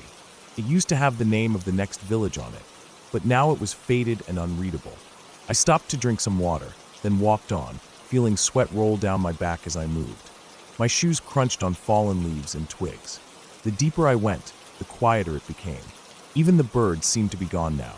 There was only the sound of my breathing, my footsteps, and the faint rustle of the trees as the wind moved through them.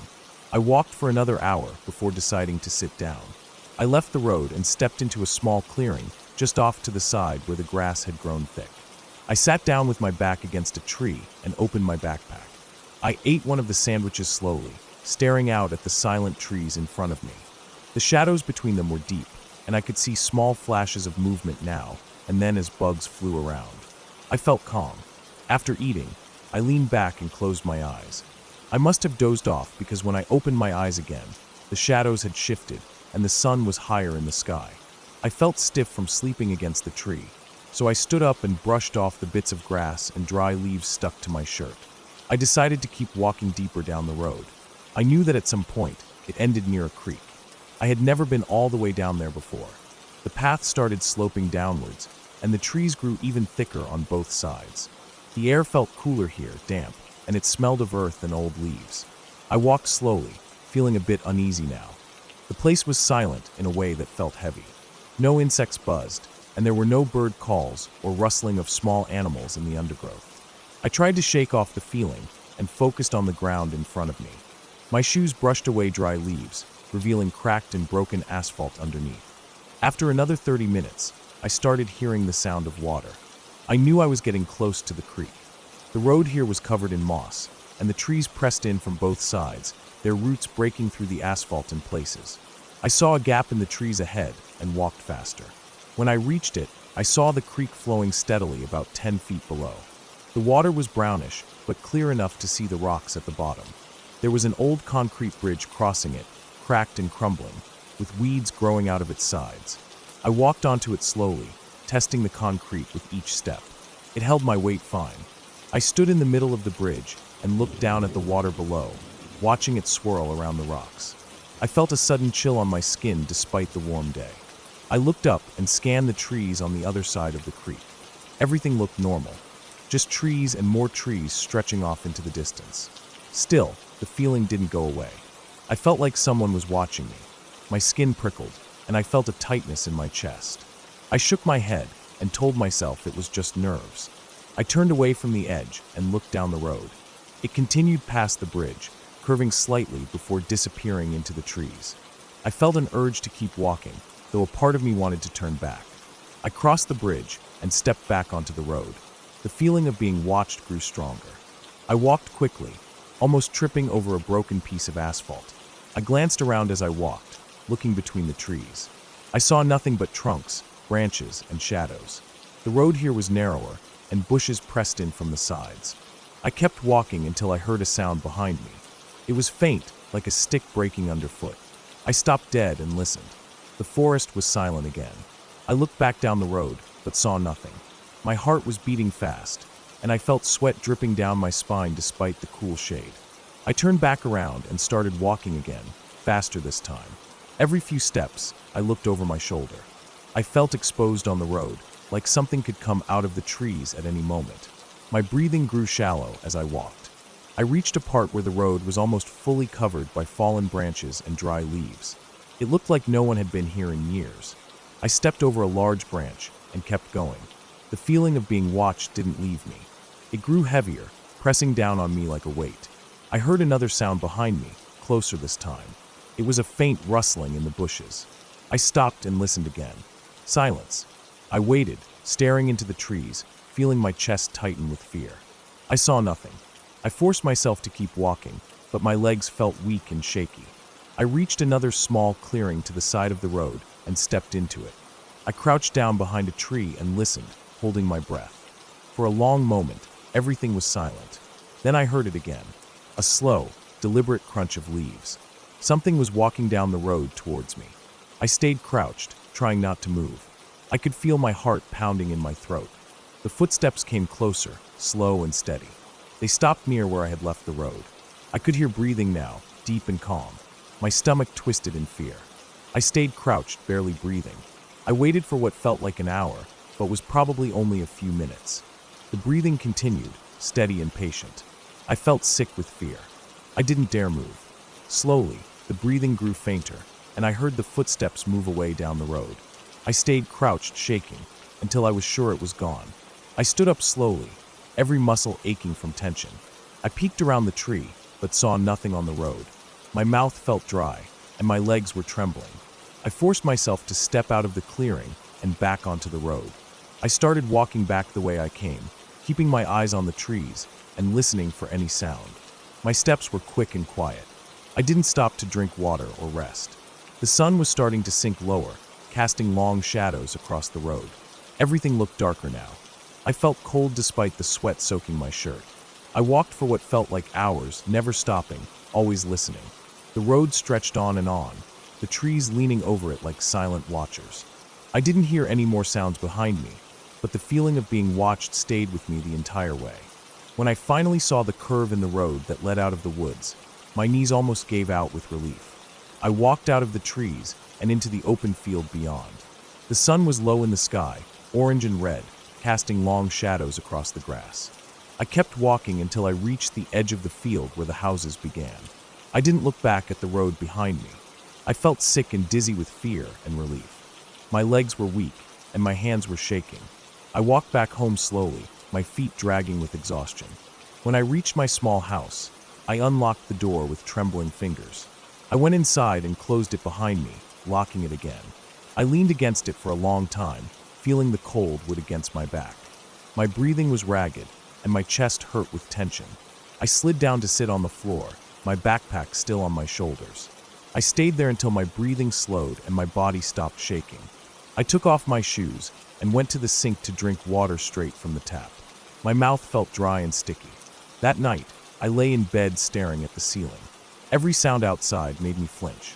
I kept remembering the feeling of being watched, the sound of slow footsteps behind me, and the calm, deep breathing so close. I didn't sleep at all that night. When morning finally came, I felt heavy and numb with exhaustion. I decided I would never go back down that road again. Whatever was there, whether it was a person or something else, I didn't want to see it. I didn't want to know. I told myself it was probably just someone else walking that road, maybe a hunter or a farmer checking traps. But deep down, I didn't believe it. Days passed, but I couldn't shake off the feeling. Even walking to the local store made me uneasy. Every time I saw trees or shadows, my chest tightened, and I felt that cold, prickling fear rise again. I knew that I would never feel the same way about quiet woods again. That road had felt safe to me once. Now, whenever I thought about it, all I could remember was the silent trees, the heavy feeling of eyes on my back, and the sound of slow, patient breathing behind me.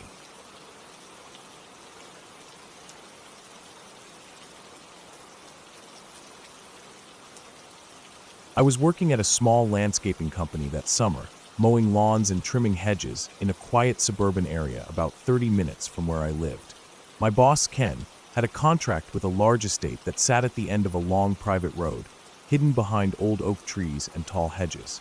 It was one of those places you drive by and barely notice because of how secluded it is, with only a rusted metal gate marking its driveway. He told me to spend the day there trimming back the ivy and shaping the bushes along the long curved driveway that led up to the main house. It was a Tuesday, and he dropped me off with the tools and said he'd be back around 5 to pick me up. I didn't mind being left alone.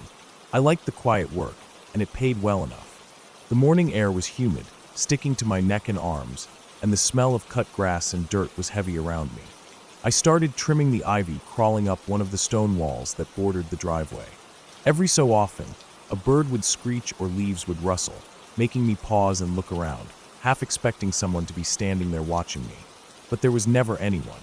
By noon, sweat had soaked through my shirt, and my arms ached from holding the trimmer steady. I sat under a tree to eat my sandwich, looking up at the house in the distance.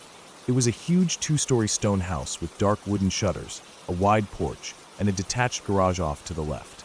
The grass around the house was neatly cut, the flower beds were clean, but there were no cars in the driveway and no sign of anyone being home. After lunch, I got back to work trimming the bushes along the right side of the driveway.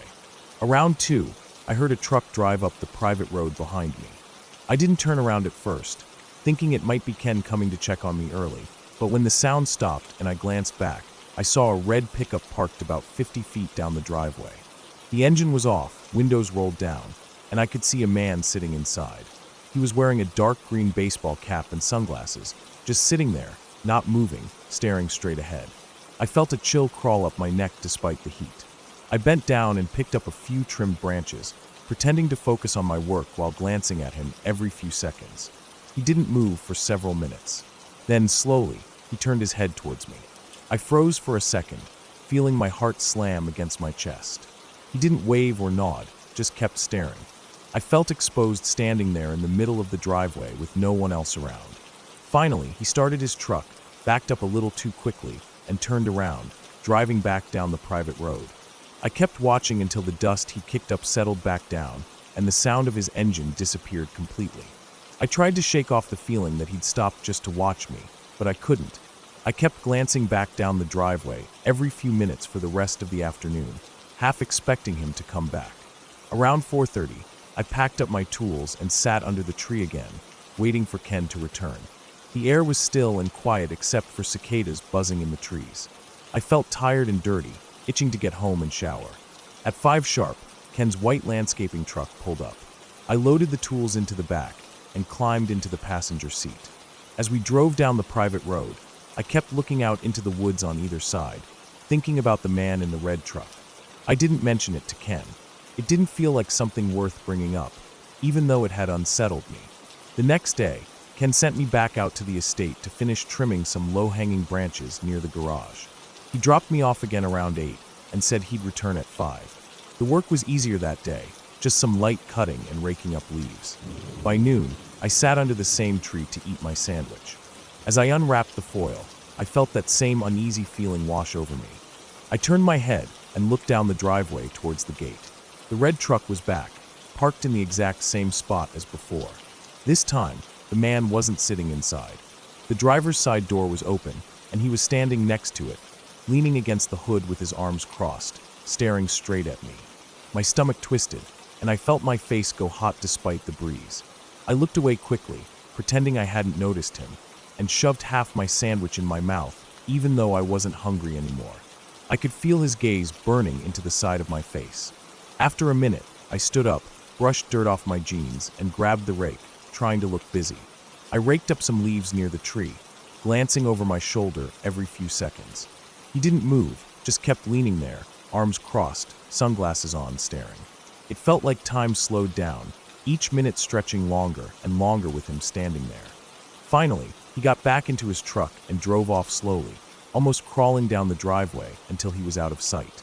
I felt like I could breathe again once he was gone, but the feeling of being watched stuck with me for the rest of the day.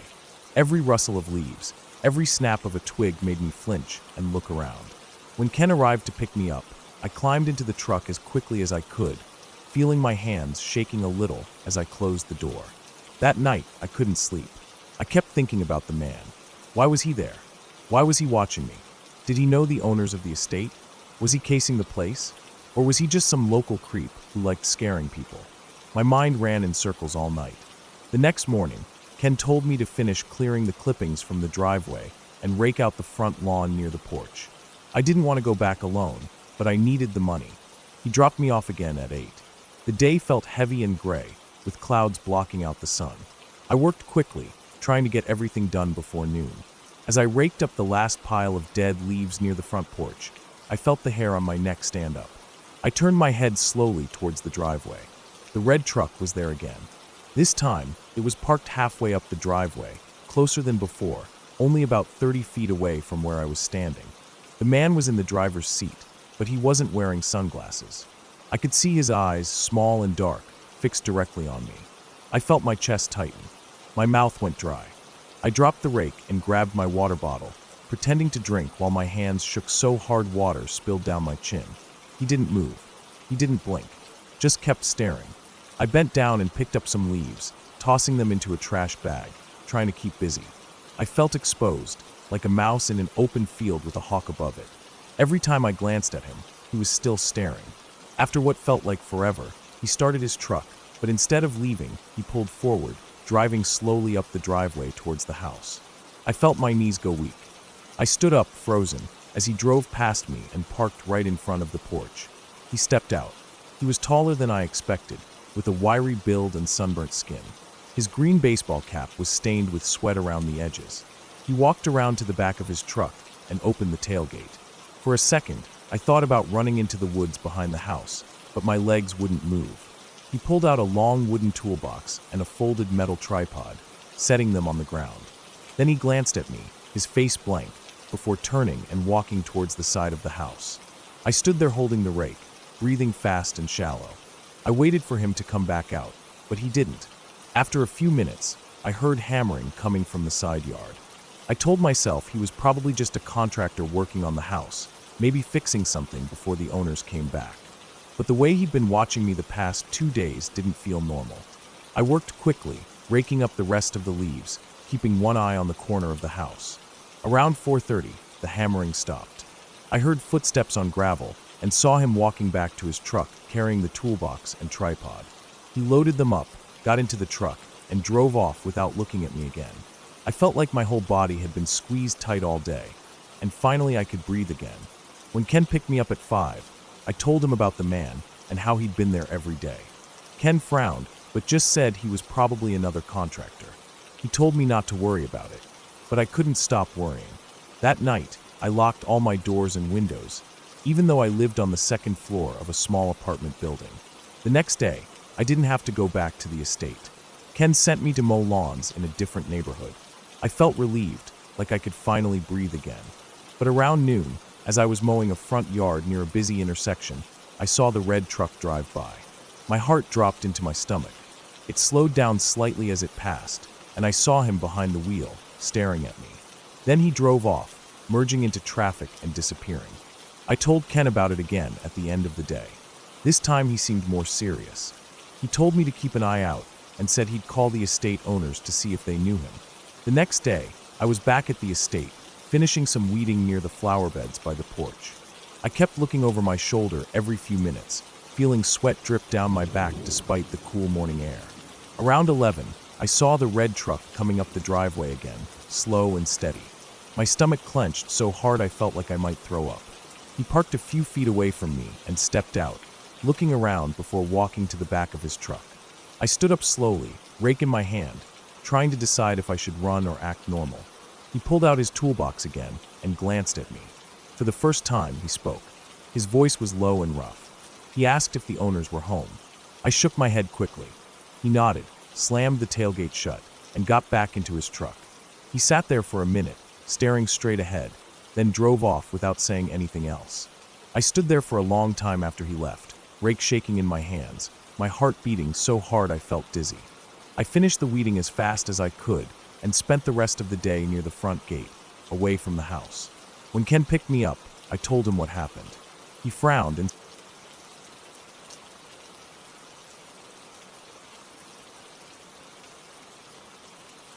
I woke up at 5 a.m. that morning because my phone alarm vibrated against the metal frame of the camp bed I was using. I was in a temporary worker housing camp in the northern part of the state, near the edge of a logging area. I had been hired to do boundary flagging and plot setup for a forest survey. It was early fall, but in this region that meant temperatures were already hovering near freezing before sunrise. I got dressed slowly, pulling on my lined pants, thick socks, and the old brown hoodie I wore under my bright orange vest. I stepped outside the small metal container cabin and took a deep breath. The air was so cold it made my nose sting. There was frost clinging to the tips of the grass, and the gravel path under my boots crunched lightly with each step. I walked to the mess cabin for coffee. The sun was still down, but there was a deep blue glow along the horizon. The camp generator hummed softly behind the kitchen building. As I poured coffee into a metal thermos, I stared out the window at the dark tree line. The trees here were thick, mostly pine and spruce mixed with aspen. When the wind blew at night, the branches creaked and rubbed together, making soft groaning sounds that carried across the camp. I checked the day's assignment pinned on the board by the kitchen door and saw I was alone for this plot setup. I was going to an unmarked slope about 3 miles away from the closest logging road. I packed extra water, my topo maps, my compass, flagging tape, and a big sandwich I'd made the night before. By 5:45, I was climbing into the old white company truck, its engine coughing clouds of steam as I let it warm up. I turned on the radio for noise, but there was no signal out here, only static. I turned it off and sat in silence as the truck vibrated under me. The drive was slow, winding through gravel roads with potholes and exposed roots. Occasionally a rabbit would dart out across the road, its eyes flashing in the headlights. When I reached the access point, there was barely a hint of sunrise showing through the trees. I parked off to the side, making sure the truck wasn't blocking the narrow track used by loggers. I loaded my small day pack, double-checked my GPS, and started walking down an old skid trail. The dirt was frozen hard. My boots left crisp prints in the frost. I like being out here alone. No chatter. No forced conversations about football or weekend plans. Just the quiet sound of my breathing and the crunch of frozen twigs underfoot. About an hour in, I reached the flagged boundary from the last team's work. My job was to extend it further east.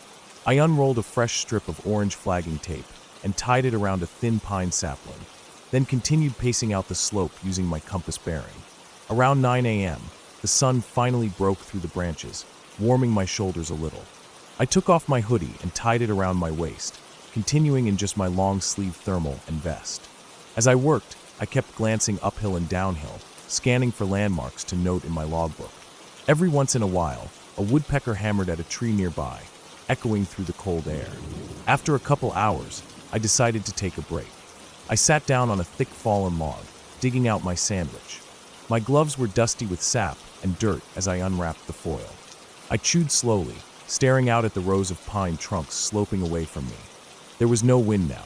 Everything felt still. The quiet out here could almost make your ears ring. That's when I noticed it. Far down the slope, between two thick spruce trees, there was something pale. At first, I thought it was just a rock reflecting sunlight, but it was too high off the ground. I squinted, but my eyes couldn't quite adjust to the shadows down there. I stood up and tried to get a better angle. It looked like a person. Someone standing sideways between the trees, wearing something light-colored. It was so far away I couldn't make out any features or movement. I stood there chewing the last of my sandwich, staring downhill. My stomach felt heavy. I didn't know why I felt so uncomfortable. There were other surveyors working in nearby plots, and sometimes hunters wandered through even though it wasn't season yet. But something about it felt wrong. I didn't want to yell out in case it was a hunter, but I also didn't want to keep working with someone standing there watching me. I packed up my food and grabbed my pack, deciding I'd hike down and see what it was. My boots crunched through thick pine needles and small frozen puddles. As I got closer, weaving between the trees, I kept losing sight of the pale shape. Sometimes it looked like it moved, but it was probably just my eyes shifting focus as the sun lit up different patches of brush. When I finally reached the exact spot, I stopped short. There was nothing there, just some aspen saplings with light-colored trunks. I stood breathing heavily, looking around. My shoulders were tense. The forest was silent again, except for a single squirrel chattering somewhere above me. I felt stupid for being so jumpy. I checked my GPS and saw I was off my line by about 60 feet, so I started angling back uphill. As I walked, I felt like something was behind me. Every time I turned, there was nothing but trees and shadows. I kept working for the next couple hours, forcing myself to focus on flagging and pacing out the plot boundaries. I stopped for water at noon, sitting on another fallen log in a small clearing. I took off my boots for a minute to rub my feet. The cold ground made my socks damp and my toes numb. I looked around at the quiet trees, feeling small under them. Then I heard something far behind me, a stick snapping. I froze, listening hard. It was silent again. The hair on the back of my neck stood up. I put my boots back on quickly, my fingers fumbling with the laces. I started working again, but this time I kept looking over my shoulder every few minutes.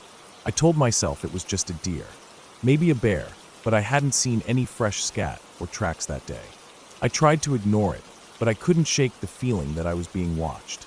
Around 2 in the afternoon, I decided to call it for the day. I was only scheduled until 3, and I had flagged enough ground to finish the plot tomorrow. I packed up, checked my GPS bearings to head back toward the truck, and started hiking west. The walk back was quiet. Too quiet. No birds. No squirrel chatter. Not even the sound of wind in the trees. I kept walking faster, feeling sweat building on my lower back despite the cold air. About halfway back to the truck, I noticed something strange.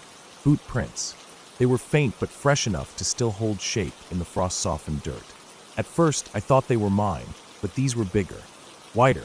They were heading in the same direction as me. but slightly off to my left. I stopped and crouched down to look closer. They were definitely different boots. Heavy tread, maybe logger boots or old hunting boots. They hadn't been there when I hiked in that morning. I stood up and looked around. My heart started thudding hard in my chest. I felt exposed, like my orange vest was a target marker. I decided to keep walking but move faster. I followed my GPS track, trying not to make too much noise. I walked for another 15 minutes, constantly scanning the woods around me. Every stump started to look like someone crouching. Every dark hollow between the trees felt like eyes staring back at me. Then I saw another boot print. This time it was to my right, and another ahead of me, crossing my path. It was like someone was circling, following me through the woods. I started walking even faster, almost jogging, my pack bouncing against my back. My breath came out in short white clouds. When I finally reached the logging road, I broke into a full sprint toward where I parked the truck. My boots slipped on loose gravel, but I kept going. The truck was still there, sitting alone in the cold afternoon sun. I fumbled my keys out, unlocking it with shaking fingers. I threw my pack into the passenger seat, climbed in, and slammed the door. I sat there breathing hard, staring out at the silent trees. My hands were trembling against the steering wheel. I started the engine and drove off fast, tires spitting gravel as I pulled onto the road. I kept checking the rearview mirror all the way back to camp. When I got back, I parked near the mess cabin and sat there for a while, trying to calm down. I felt stupid for getting so scared. Maybe it was just another surveyor working an unmarked plot or a hunter scouting early. But the boot prints had felt deliberate, the way they circled me. That night, I barely slept. Every sound outside the thin metal walls of my cabin made me jump. I lay there under my blanket, staring at the dark ceiling, listening to the creaks of the building and the occasional groan of pine trees outside. At some point, I drifted off into shallow sleep. The next morning, I reported what I saw to the site lead. He said it was probably just a poacher or trespasser. He radioed into the main office to file a trespassing report, but there wasn't much they could do. This area was big and remote. People slipped in all the time. I still had to go back to finish the plot flagging that week. I didn't want to. Every day felt tense, every moment filled with the feeling of being watched. I never saw any more boot prints after that first day. Whoever it was didn't come back. Or maybe they were there, but just stayed hidden better. By the end of the week, I finished the job and drove back to town for my scheduled days off. As I left the forest behind, driving down paved roads with power lines and gas stations, I felt my chest loosen for the first time in days. Nothing happened after that. The job was done, and I never saw anyone out there again. But even now, whenever I'm alone in the woods, I think about that pale shape between the trees and the boot prints circling my path. It makes me move a little faster. It makes me keep checking behind me. Because out there, when it's just you and the trees, you really are alone. And sometimes, that's exactly what someone else is counting on.